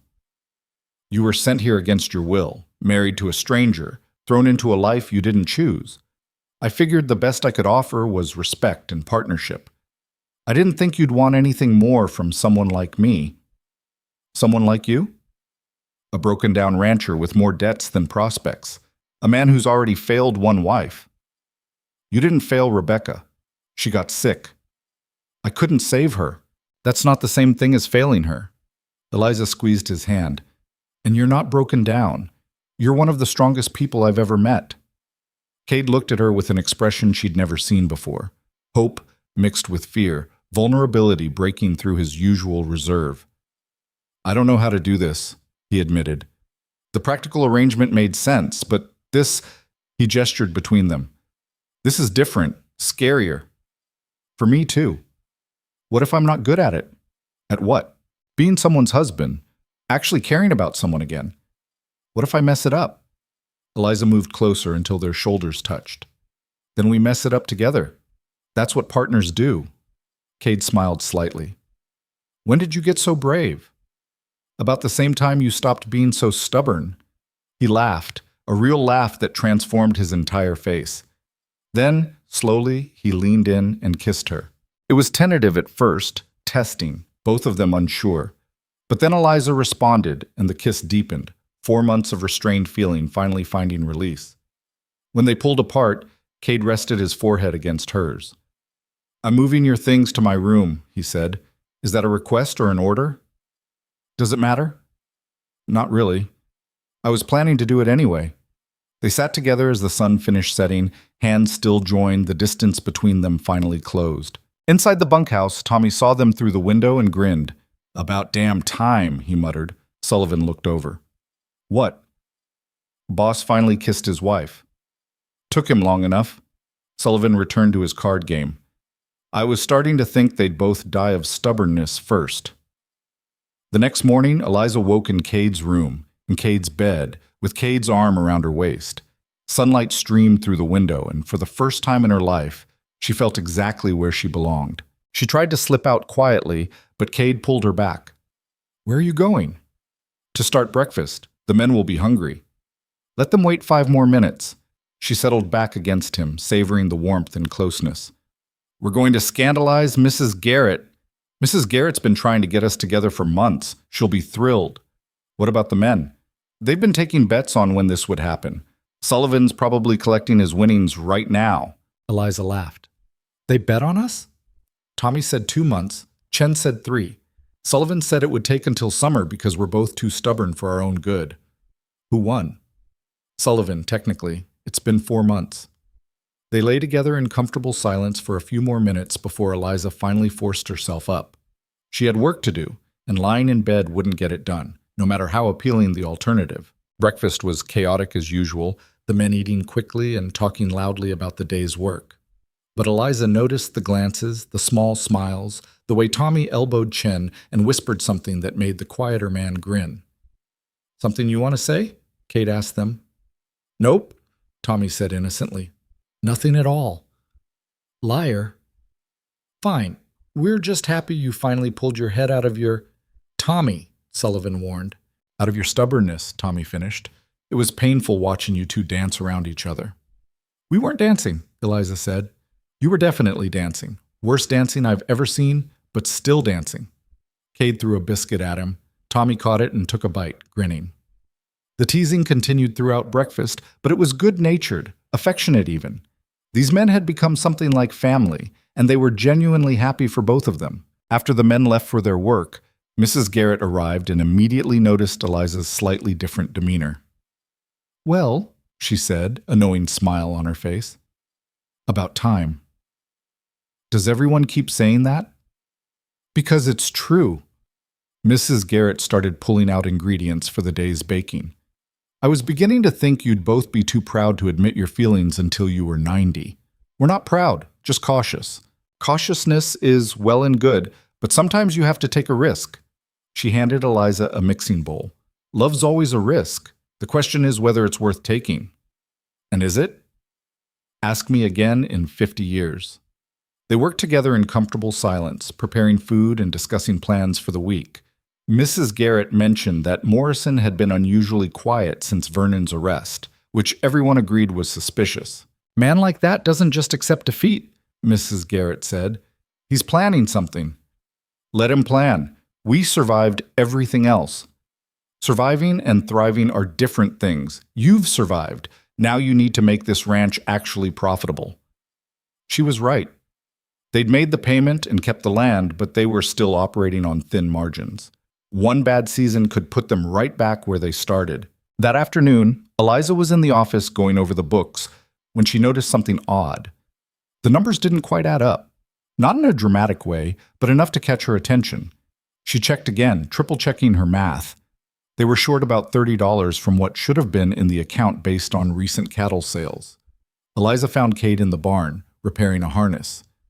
Did you take money out of the ranch account recently? She asked. No. Why? We're short about $30. I've checked the numbers 3 times. Cade's expression hardened. Let me see the books. They went through everything together. The discrepancy was definitely there, but there was no clear explanation for where the money had gone. Could it be a bank error? Eliza suggested. Maybe, but I don't like coincidences. Cade closed the ledger. I'll ride into town tomorrow and talk to the bank clerk. I'm coming with you. You don't have to. I'm the one who found the problem. I'm coming. They rode into town the next morning, both tense. The bank was small, run by a nervous man named Peterson who'd always been respectful to Cade. But when they asked about the missing money, Peterson's face went pale. I don't know what you're talking about, he said, not meeting their eyes. $30 went missing from my account, Cade said. I want to know where it went. Perhaps you're mistaken about the amount. We're not mistaken. Eliza pulled out the ledger. We've checked multiple times. The money was there, now it's not. Peterson wiped sweat from his forehead. I'd have to check our records. Then check them. He disappeared into the back room. They waited, tension building. When Peterson returned, he looked even more nervous. There was a withdrawal, he said quietly. Authorized by— He stopped. Authorized by who? Cade demanded. Mr. Morrison. He said you owed him consulting fees for advice on ranch management. The room went very quiet. I never authorized any withdrawal, Cade said, his voice dangerously calm. And I definitely never asked Morrison for advice. He had documentation, signed papers. Show me.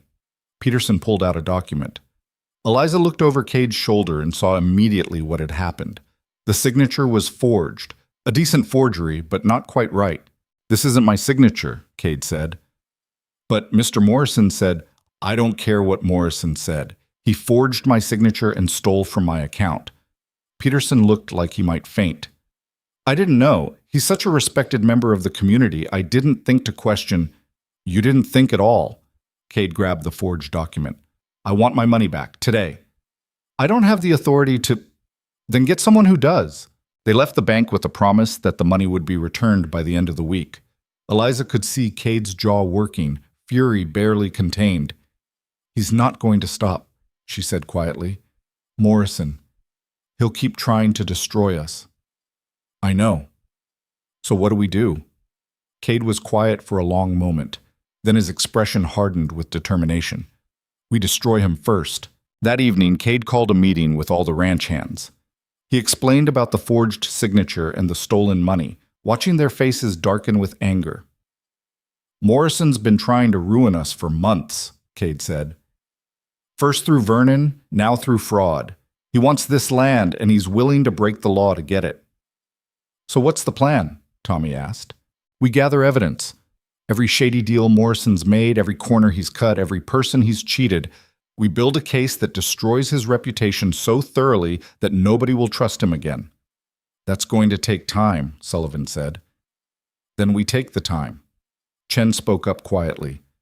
I know someone who might help. A man named Liu, who used to work for Morrison. Got fired when he questioned some accounting irregularities. He's been bitter about it. Can you reach him? I'll ride out tomorrow. Over the next 2 weeks, they built their case. Liu provided documentation of Morrison's shady business practices. Other former employees came forward with stories of threats and intimidation. The evidence piled up until they had enough to take to the territorial marshal. But before they could act, disaster struck from an unexpected direction. A letter arrived for Eliza, this time not from her father, but from a lawyer in St. Louis.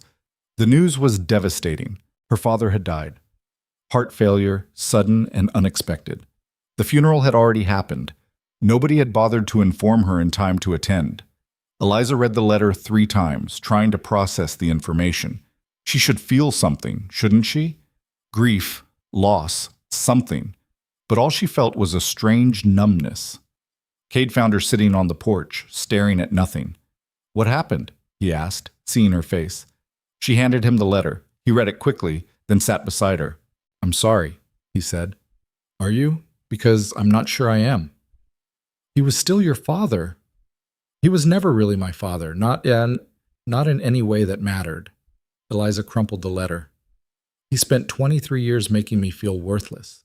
Why should I mourn him now that he's gone? Because complicated feelings don't just disappear when someone dies. They stick around and make everything harder. She looked at him. Is that what happened with Rebecca? Yes. I loved her, but I was also angry at her for dying and leaving me alone. Took me years to admit that. He put his arm around her.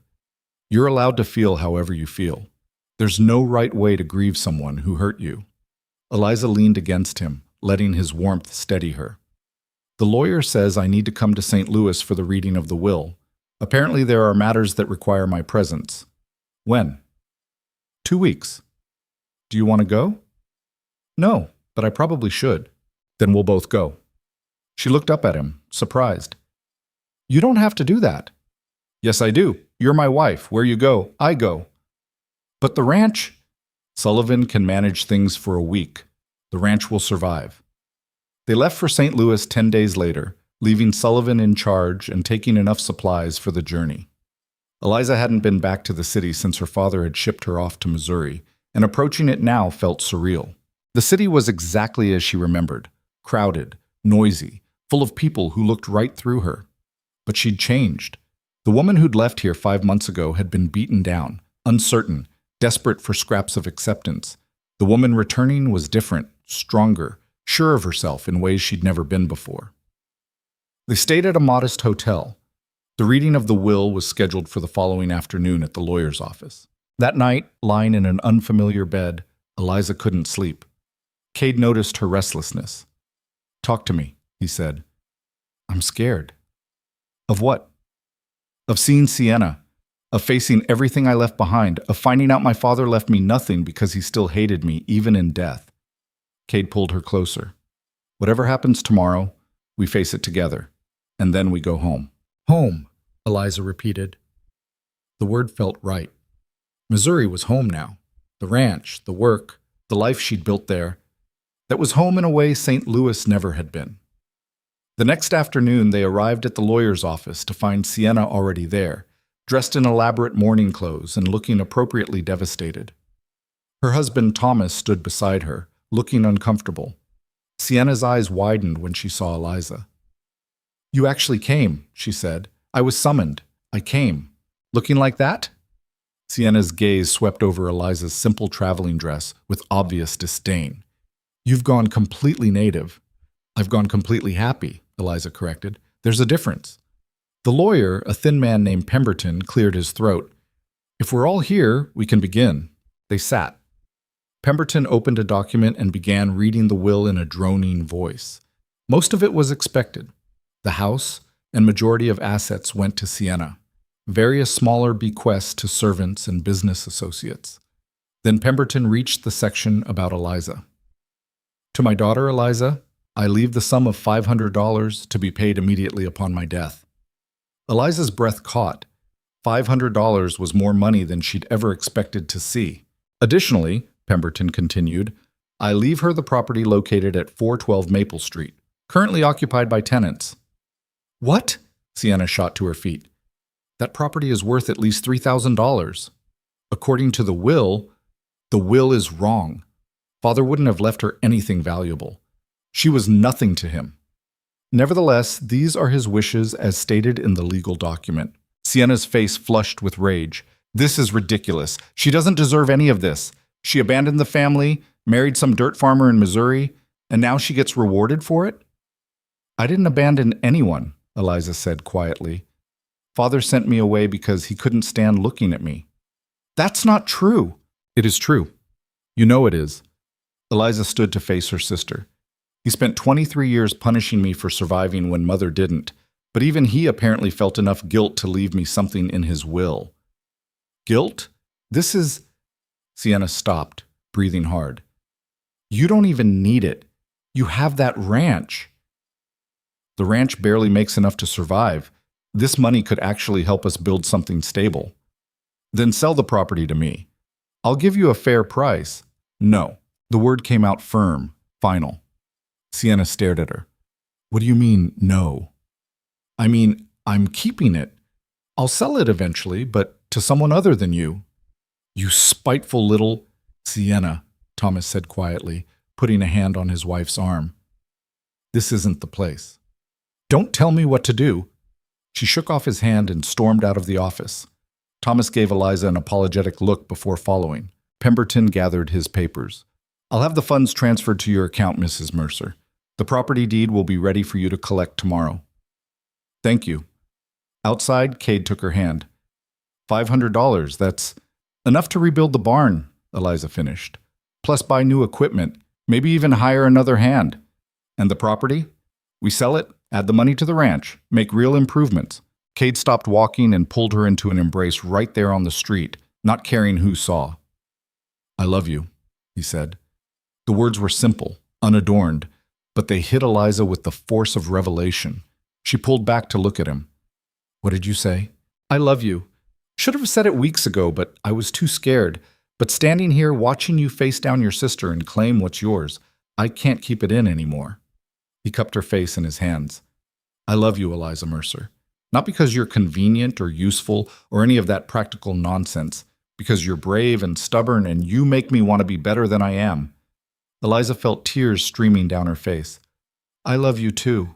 They kissed right there on the St. Louis street, while proper society walked past and pretended not to notice. That night, they celebrated in their hotel room, talking about plans for the ranch, for their future together. Eliza felt lighter than she had in days, the weight of her father's death somehow less oppressive now that she knew he'd acknowledged her in the end. Do you think he regretted it? She asked Cade. The way he treated me. Maybe. Or maybe he just wanted to ease his conscience before dying. Does it matter which?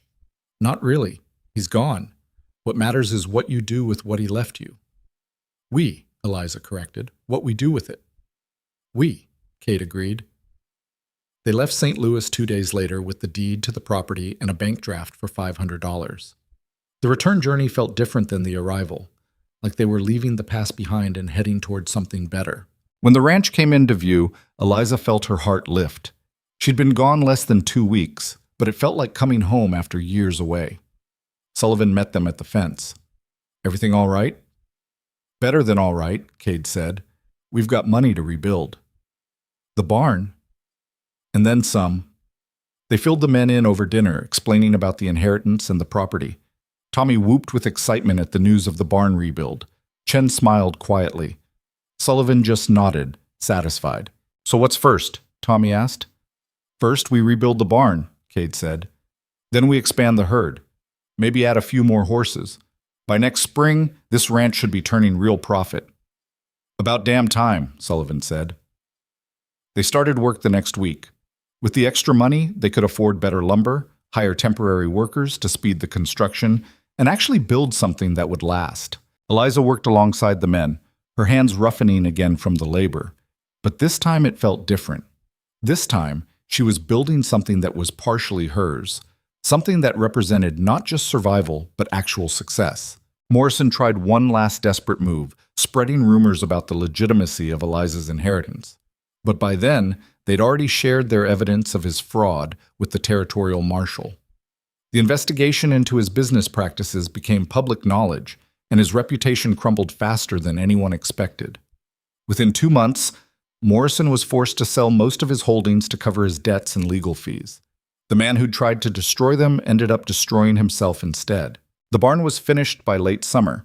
It stood tall and solid, a testament to what they'd survived and overcome. At the dedication, such as it was, the whole crew gathered to admire their work. Not bad, Sullivan said. Not bad? Tommy protested. It's the best barn in the county. Don't let it go to your head. They bickered good-naturedly while Eliza stood beside Cade, his arm around her waist, both of them looking at what they'd built together. We did it, she said quietly. We did.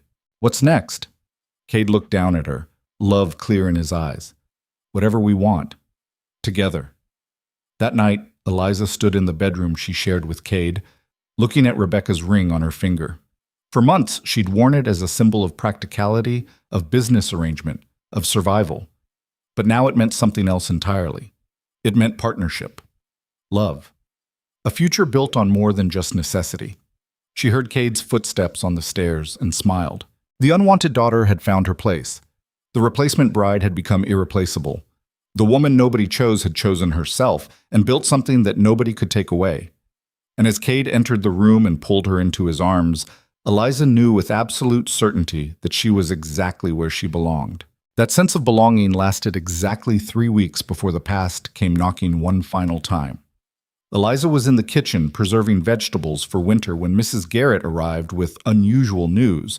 A telegram had come from St. Louis, and the contents made the older woman's face tight with concern. It's from your sister, Mrs. Garrett said, handing over the small paper. Eliza wiped her hands and read it twice, disbelief mounting with each word. Father's business partner claims ownership of Maple Street property. Legal challenge filed. Your presence required immediately to contest. Come alone or lose everything. Sienna. Damn it, Eliza whispered. What is it? Someone's trying to take the property Father left me. They're saying it wasn't his to give. She crumpled the telegram. And Sienna wants me to come back to St. Louis to fight it. Alone? That's what she said. Kate appeared in the doorway, drawn by the tension in her voice. What's wrong? Eliza showed him the telegram. His jaw tightened as he read. We leave tomorrow, he said. She said, come alone. I don't care what she said. You're not facing this by yourself. Cade, the ranch, will survive a week without us. Sullivan's more than capable. He took her hands. We've built something good here, Eliza. I'm not letting anyone take it away because of some legal challenge we don't even understand yet. They rode out the next morning, pushing hard to make St. Louis in 4 days instead of 5. The urgency ate at Eliza's nerves. $3,000 was at stake. Money that could transform the ranch from barely surviving to genuinely thriving. Losing it would hurt, not just financially, but emotionally. It felt like her father was reaching from beyond the grave to punish her one last time. When they arrived at Sienna's house, a massive Victorian mansion that screamed Thomas Wickham's wealth, a servant showed them to the parlor where Sienna waited. She looked tired, thinner than before, and there was something in her eyes that Eliza had never seen before. Uncertainty. You brought him anyway, Sienna said, looking at Cade with obvious displeasure. He's my husband. Where I go, he goes. This is family business. He's family now. Either tell us what's happening or we leave. Sienna's composure cracked slightly. She gestured to chairs, and they sat. Father had a business partner named Harold Sutton, she began. They jointly owned several properties around the city, including the one on Maple Street. The The partnership agreement stated that if one partner died, the surviving partner inherited the deceased partner's share. But father left that property to me in his will, Eliza said. Sutton claims the partnership agreement supersedes the will. He's filed a legal challenge saying the property was never father's alone to give away. Is he right? Kate asked. I don't know. The lawyers are still arguing about it. Sienna twisted her hands together. But there's more. Sutton is demanding that if the property reverts to him, I compensate him for the $500 father left you, claiming it should have come from jointly owned funds. So he's trying to take both the property and make you pay me back? Yes. Eliza studied her sister's face. Why do you care? You didn't want me to have any of it anyway. Because it's the principle. Sienna's voice rose. Sutton is a snake who's been trying to cheat our family for years. If he wins this, he'll go after other assets. The house, father's investments, everything. She took a shaky breath. And because as much as I hate to admit it, you're right. Father did owe you something. Taking it away now feels wrong. It was the closest thing to an apology Eliza had ever heard from her sister. When's the hearing? Kate asked. 3 days. But there's a problem. Sienna looked directly at Eliza. Sutton's lawyers are going to argue that you abandoned the family, that you showed no interest in father's affairs or business, and therefore have no legitimate claim to any inheritance. They'll say father was senile when he wrote the will, that you manipulated him. I hadn't seen father in months when he died. How could I have manipulated him? Facts don't matter to lawyers. They'll build whatever story serves their purpose. So what do we do? Eliza asked. We fight, together. Sienna met her eyes. I have documentation of father's business dealings with Sutton. Letters proving father wanted to dissolve the partnership before he died because he'd discovered Sutton was embezzling. If we can prove Sutton is corrupt, his claim to the property falls apart. And you're willing to help me with this? I'm willing to help destroy Sutton. Whether it helps you is just a convenient side effect. It wasn't warm or sisterly, but it was honest. Eliza could work with honest. Over the next 3 days, they prepared. Sienna's lawyer, a sharp woman named Catherine Morris, who'd made her reputation defending widows against corrupt business partners, reviewed all the documentation. The case was complicated, tangled in partnership agreements and property law, but Morris seemed confident. Sutton's made mistakes, she explained the night before the hearing. He's been sloppy covering his embezzlement. If I can get him on the stand and push hard enough, he'll crack. And if he doesn't? Eliza asked. Then we lose the property and Sutton walks away richer. That's the reality. That night, Eliza couldn't sleep. She paced the guest room in Sienna's house while Cade watched from the bed. Come here, he said finally. She crawled beside him, and he pulled her close. What are you thinking? He asked. That I'm tired of fighting for scraps. Tired of people trying to take away anything good that happens to me. She pressed her face against his chest. Why can't anything just be easy? Because easy doesn't build character. It doesn't make you stronger. I don't want to be stronger. I want to be happy. You're happy. This is just a temporary problem. Is it? Because it feels like there's always going to be something. Some new crisis. Some new person trying to destroy what we've built. Cade was quiet for a moment. You're right. There probably will be. That's life. One problem after another, with occasional breaks to catch your breath. He tilted her face up to look at him. But we handle them together. That's what makes it bearable. What if we lose tomorrow? Then we go home, rebuild with what we have, and keep going. The property would have helped, but it's not everything. We've survived worse. He was right, but that didn't make the fear go away. The courthouse the next morning was packed. Apparently the case had attracted attention. Wealthy businessmen accused of embezzlement by his dead partner's daughters made good gossip. Eliza sat beside Sienna at the plaintiff's table, both of them dressed in their best, presenting a united front despite their complicated history. Sutton sat across the aisle, a portly man in his 60s with calculating eyes and an expensive suit.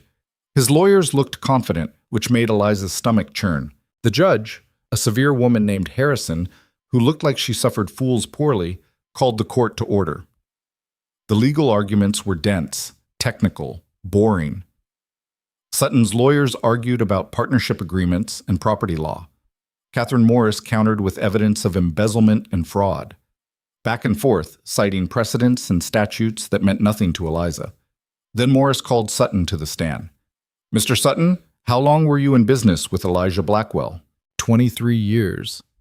"And during that time, did Mr. Blackwell ever express concerns about your handling of partnership finances?"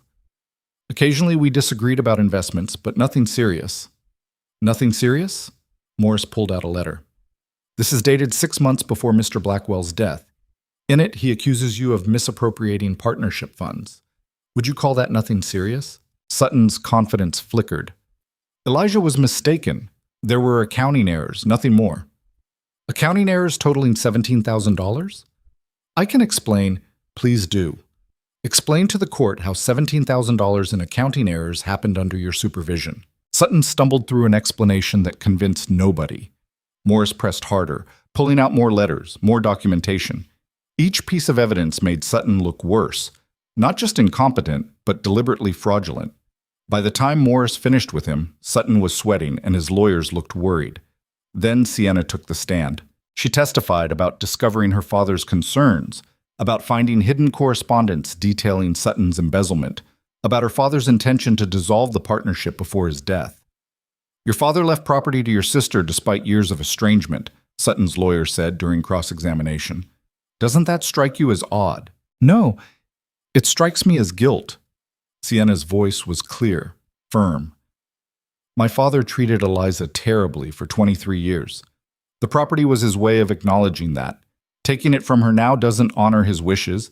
It just compounds the original injustice." It was the most supportive thing Sienna had ever said about her. Eliza felt something shift in her chest. Not forgiveness exactly, but maybe the beginning of understanding. When Eliza's turn came, she was terrified, but Catherine Morris kept the question simple. "Did you ever ask your father for this property?" "No." "Did you even know about it before his death?" "No." "Did you have any contact with your father in the months before he died?" "No, he'd ordered me to stay away." "So how could you have manipulated him into including you in his will?" "I couldn't have." Morris turned to the judge. "Your Honor, the defense's entire case rests on the premise that my client somehow coerced a man she hadn't seen in months into leaving her property. Meanwhile, the evidence clearly shows that Mr. Sutton was embezzling from his partnership with Mr. Blackwell and now seeks to profit further from his former partner's death. The will is clear. The property was Mr. Blackwell's to give, and my client has every right to inherit it." The judge took a brief recess to consider. Those 30 minutes felt like hours. Eliza sat beside Cade, gripping his hand so tightly her knuckles went white. When Judge Harrison returned, her expression revealed nothing. "I've reviewed the evidence and arguments presented," she began.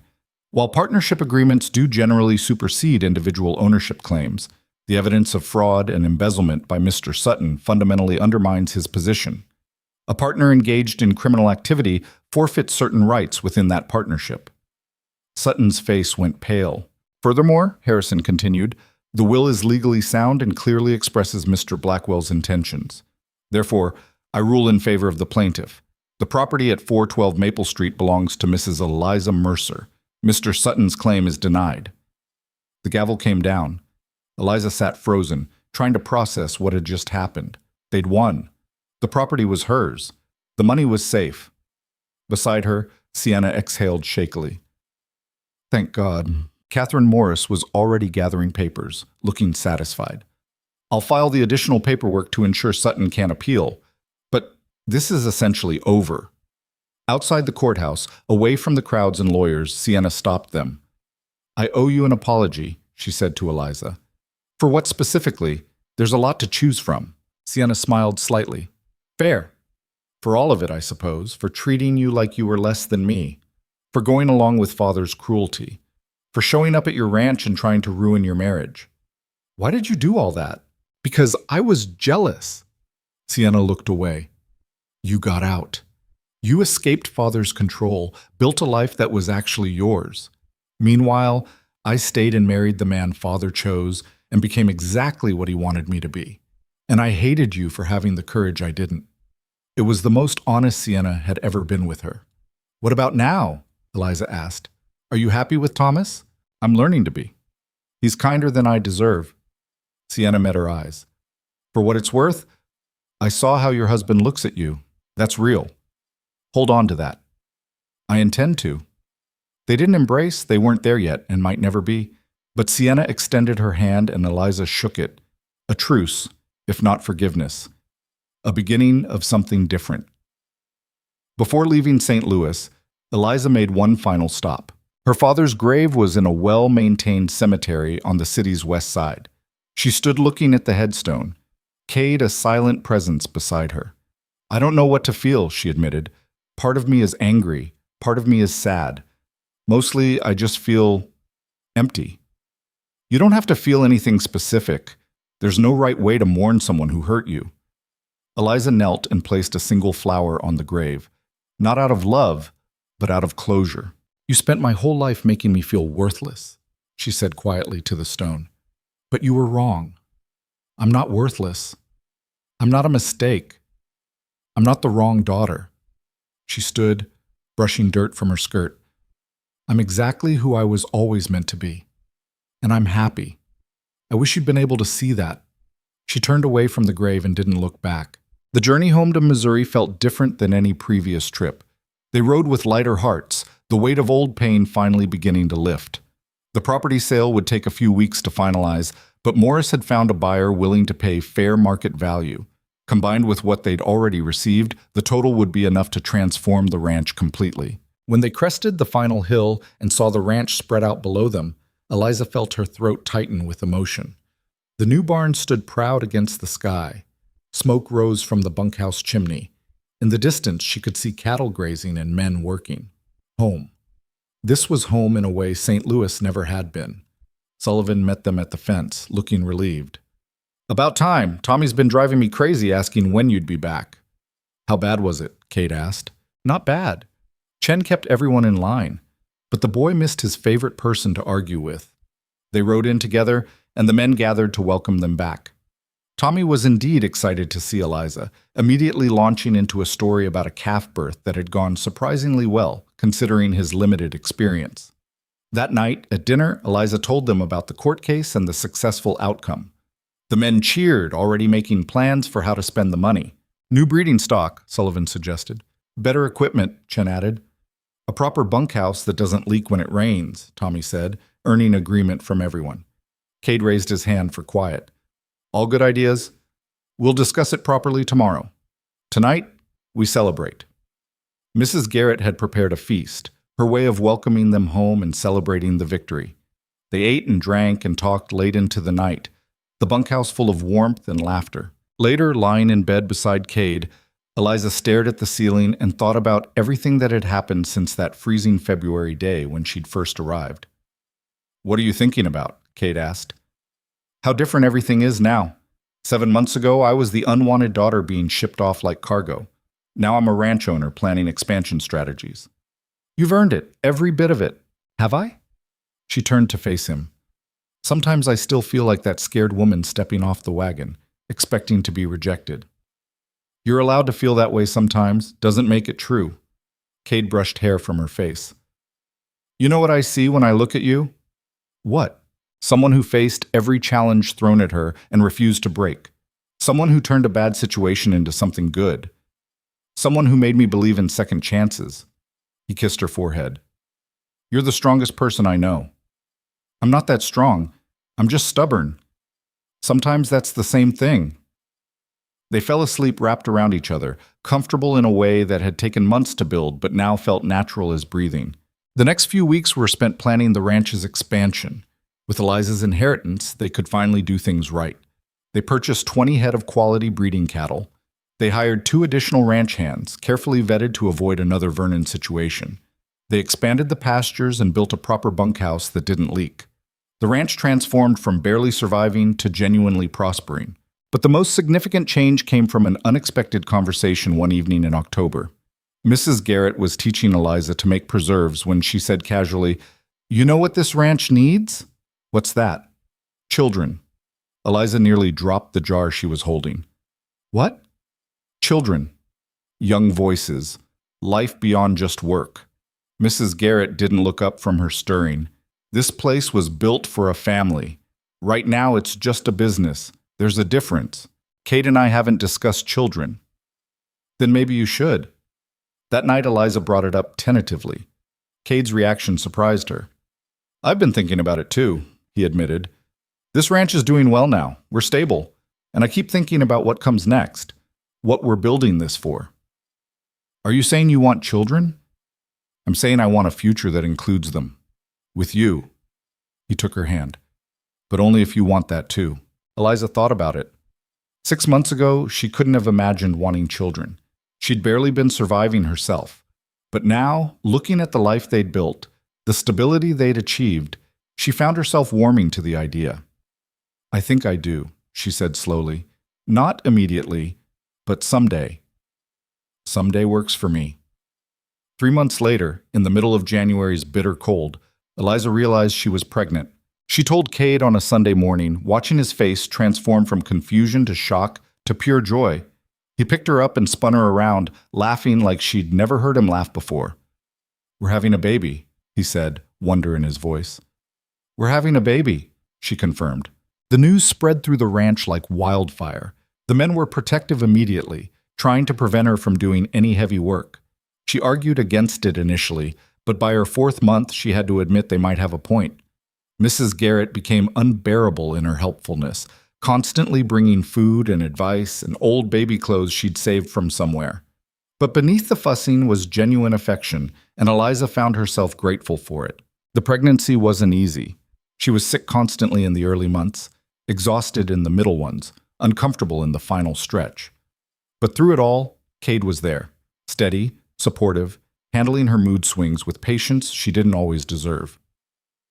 I'm being horrible, she said one evening in her 8th month after snapping at him over something trivial. You're growing a human. You're allowed to be horrible. That's a low bar. I have low standards. He rubbed her swollen feet, which had become a nightly ritual. Besides, you're not horrible. You're just uncomfortable. I'm enormous. You're beautiful. You're a liar. I'm honest. You've never been more beautiful to me than you are right now. She wanted to argue, but the sincerity in his voice stopped her. He really meant it. Somehow, this stubborn rancher who'd married her out of necessity had fallen completely in love with her, and she with him. Their daughter was born in late August, arriving after 16 hours of labor that left Eliza exhausted and Cade traumatized. But when they placed the baby in her arms, tiny, red-faced, screaming her displeasure at the world, Eliza felt something shift fundamentally inside her. This was her daughter, her family, her future. They named her Rebecca Rose Mercer. Rebecca for the woman whose kindness had made the ranch a home. Rose for Eliza's mother, who died giving life just as Rebecca had died preserving it. Cade held his daughter with shaking hands, tears streaming down his face. She's perfect. She's wrinkled and angry. Perfect, he insisted. The men were equally smitten. Tommy couldn't stop grinning every time he saw the baby. Sullivan carved a cradle with his own hands. Chen gave her a jade pendant for luck, a family heirloom he claimed his mother would have wanted passed on. Mrs. Garrett cried when she first held Rebecca, muttering something about new beginnings and second chances. Even Sienna sent a gift, an expensive silver rattle with a note that simply said, "Congratulations. She's lucky to have you as her mother." It wasn't much, but it was progress. As autumn turned to winter, Eliza settled into motherhood with the same determination she'd applied to everything else. It was exhausting, messy, and harder than any ranch work she'd ever done. But it was also filled with moments of profound joy. Rebecca's first smile, her tiny hand gripping Eliza's finger, the weight of her sleeping against Eliza's chest. One evening, with Rebecca finally asleep in her cradle, Eliza stood on the porch watching the sun set over the ranch. Cade joined her, slipping his arm around her waist. "What are you thinking about?" he asked. "Everything. How different my life is now compared to a year and a half ago." "Better or worse?" "Infinitely better." She leaned against him. "Sometimes I still can't believe this is real, that I went from being the unwanted daughter to owning a thriving ranch with a husband who loves me and a daughter who's perfect. She gets the perfect part from you. She gets the stubborn part from both of us." Cade laughed. "True." They stood in comfortable silence, watching the sky fade from orange to purple. In the distance, they could hear the men finishing evening chores, their voices carrying on the wind. The ranch was alive with purpose, with people who'd become family, with a future that stretched out bright and promising. "Do you ever regret it?" Eliza asked quietly. "Keeping me instead of sending me back that first day?" Cade turned her to face him. "Never. Not once. Not even for a second. Even though I wasn't what you ordered? Especially because you weren't what I ordered. I asked for someone competent and got someone extraordinary instead." He cupped her face in his hands. "You were never the wrong woman, Eliza. You were always exactly who I needed, even before I knew I needed you." She kissed him, pouring a year and a half of love and gratitude and hope into it. When they pulled apart, Cade rested his forehead against hers. "Thank you." "For what?" "For being brave enough to stay. For fighting when it would have been easier to give up. For building this life with me." "I should be thanking you. You gave me everything I never knew I wanted." "Then we're even." Inside the house, Rebecca started crying, hungry again, probably, or just wanting attention. Eliza went to get her, lifting their daughter from the cradle and settling into the rocking chair to nurse. Cade watched from the doorway, his expression soft with contentment. This was their life now, not perfect, not without challenges, but fundamentally good. Built on honesty, hard work, and love that had grown from necessity into something genuine and lasting. Eliza had spent 23 years being told she wasn't enough. Not pretty enough, not charming enough, not valuable enough to be anyone's first choice. But she'd been wrong. They'd all been wrong. She wasn't the wrong woman. She was exactly the right woman for this life, this ranch, this family. And as she sat in the Missouri darkness, nursing her daughter while her husband watched with love in his eyes, Eliza Mercer finally understood something fundamental about worth. It wasn't something other people gave you. It wasn't determined by beauty or birth order or who chose you first. Worth was built through action, through perseverance, through refusing to accept other people's low opinions of you. She'd built her worth with blistered hands and stubborn determination. She'd earned every bit of happiness she now held. And nobody, not her father, not Sienna, not Morrison, not anyone, could ever take that away. Outside, the Missouri wind swept across the plains, carrying the promise of another harsh winter. But inside the ranch house, surrounded by warmth and love and family, Eliza wasn't afraid of what was coming. She'd survived worse, and she'd keep surviving, keep building, keep proving that the unwanted daughter had become the strongest woman on the frontier. Not because she had to, but because she chose to. And that made all the difference.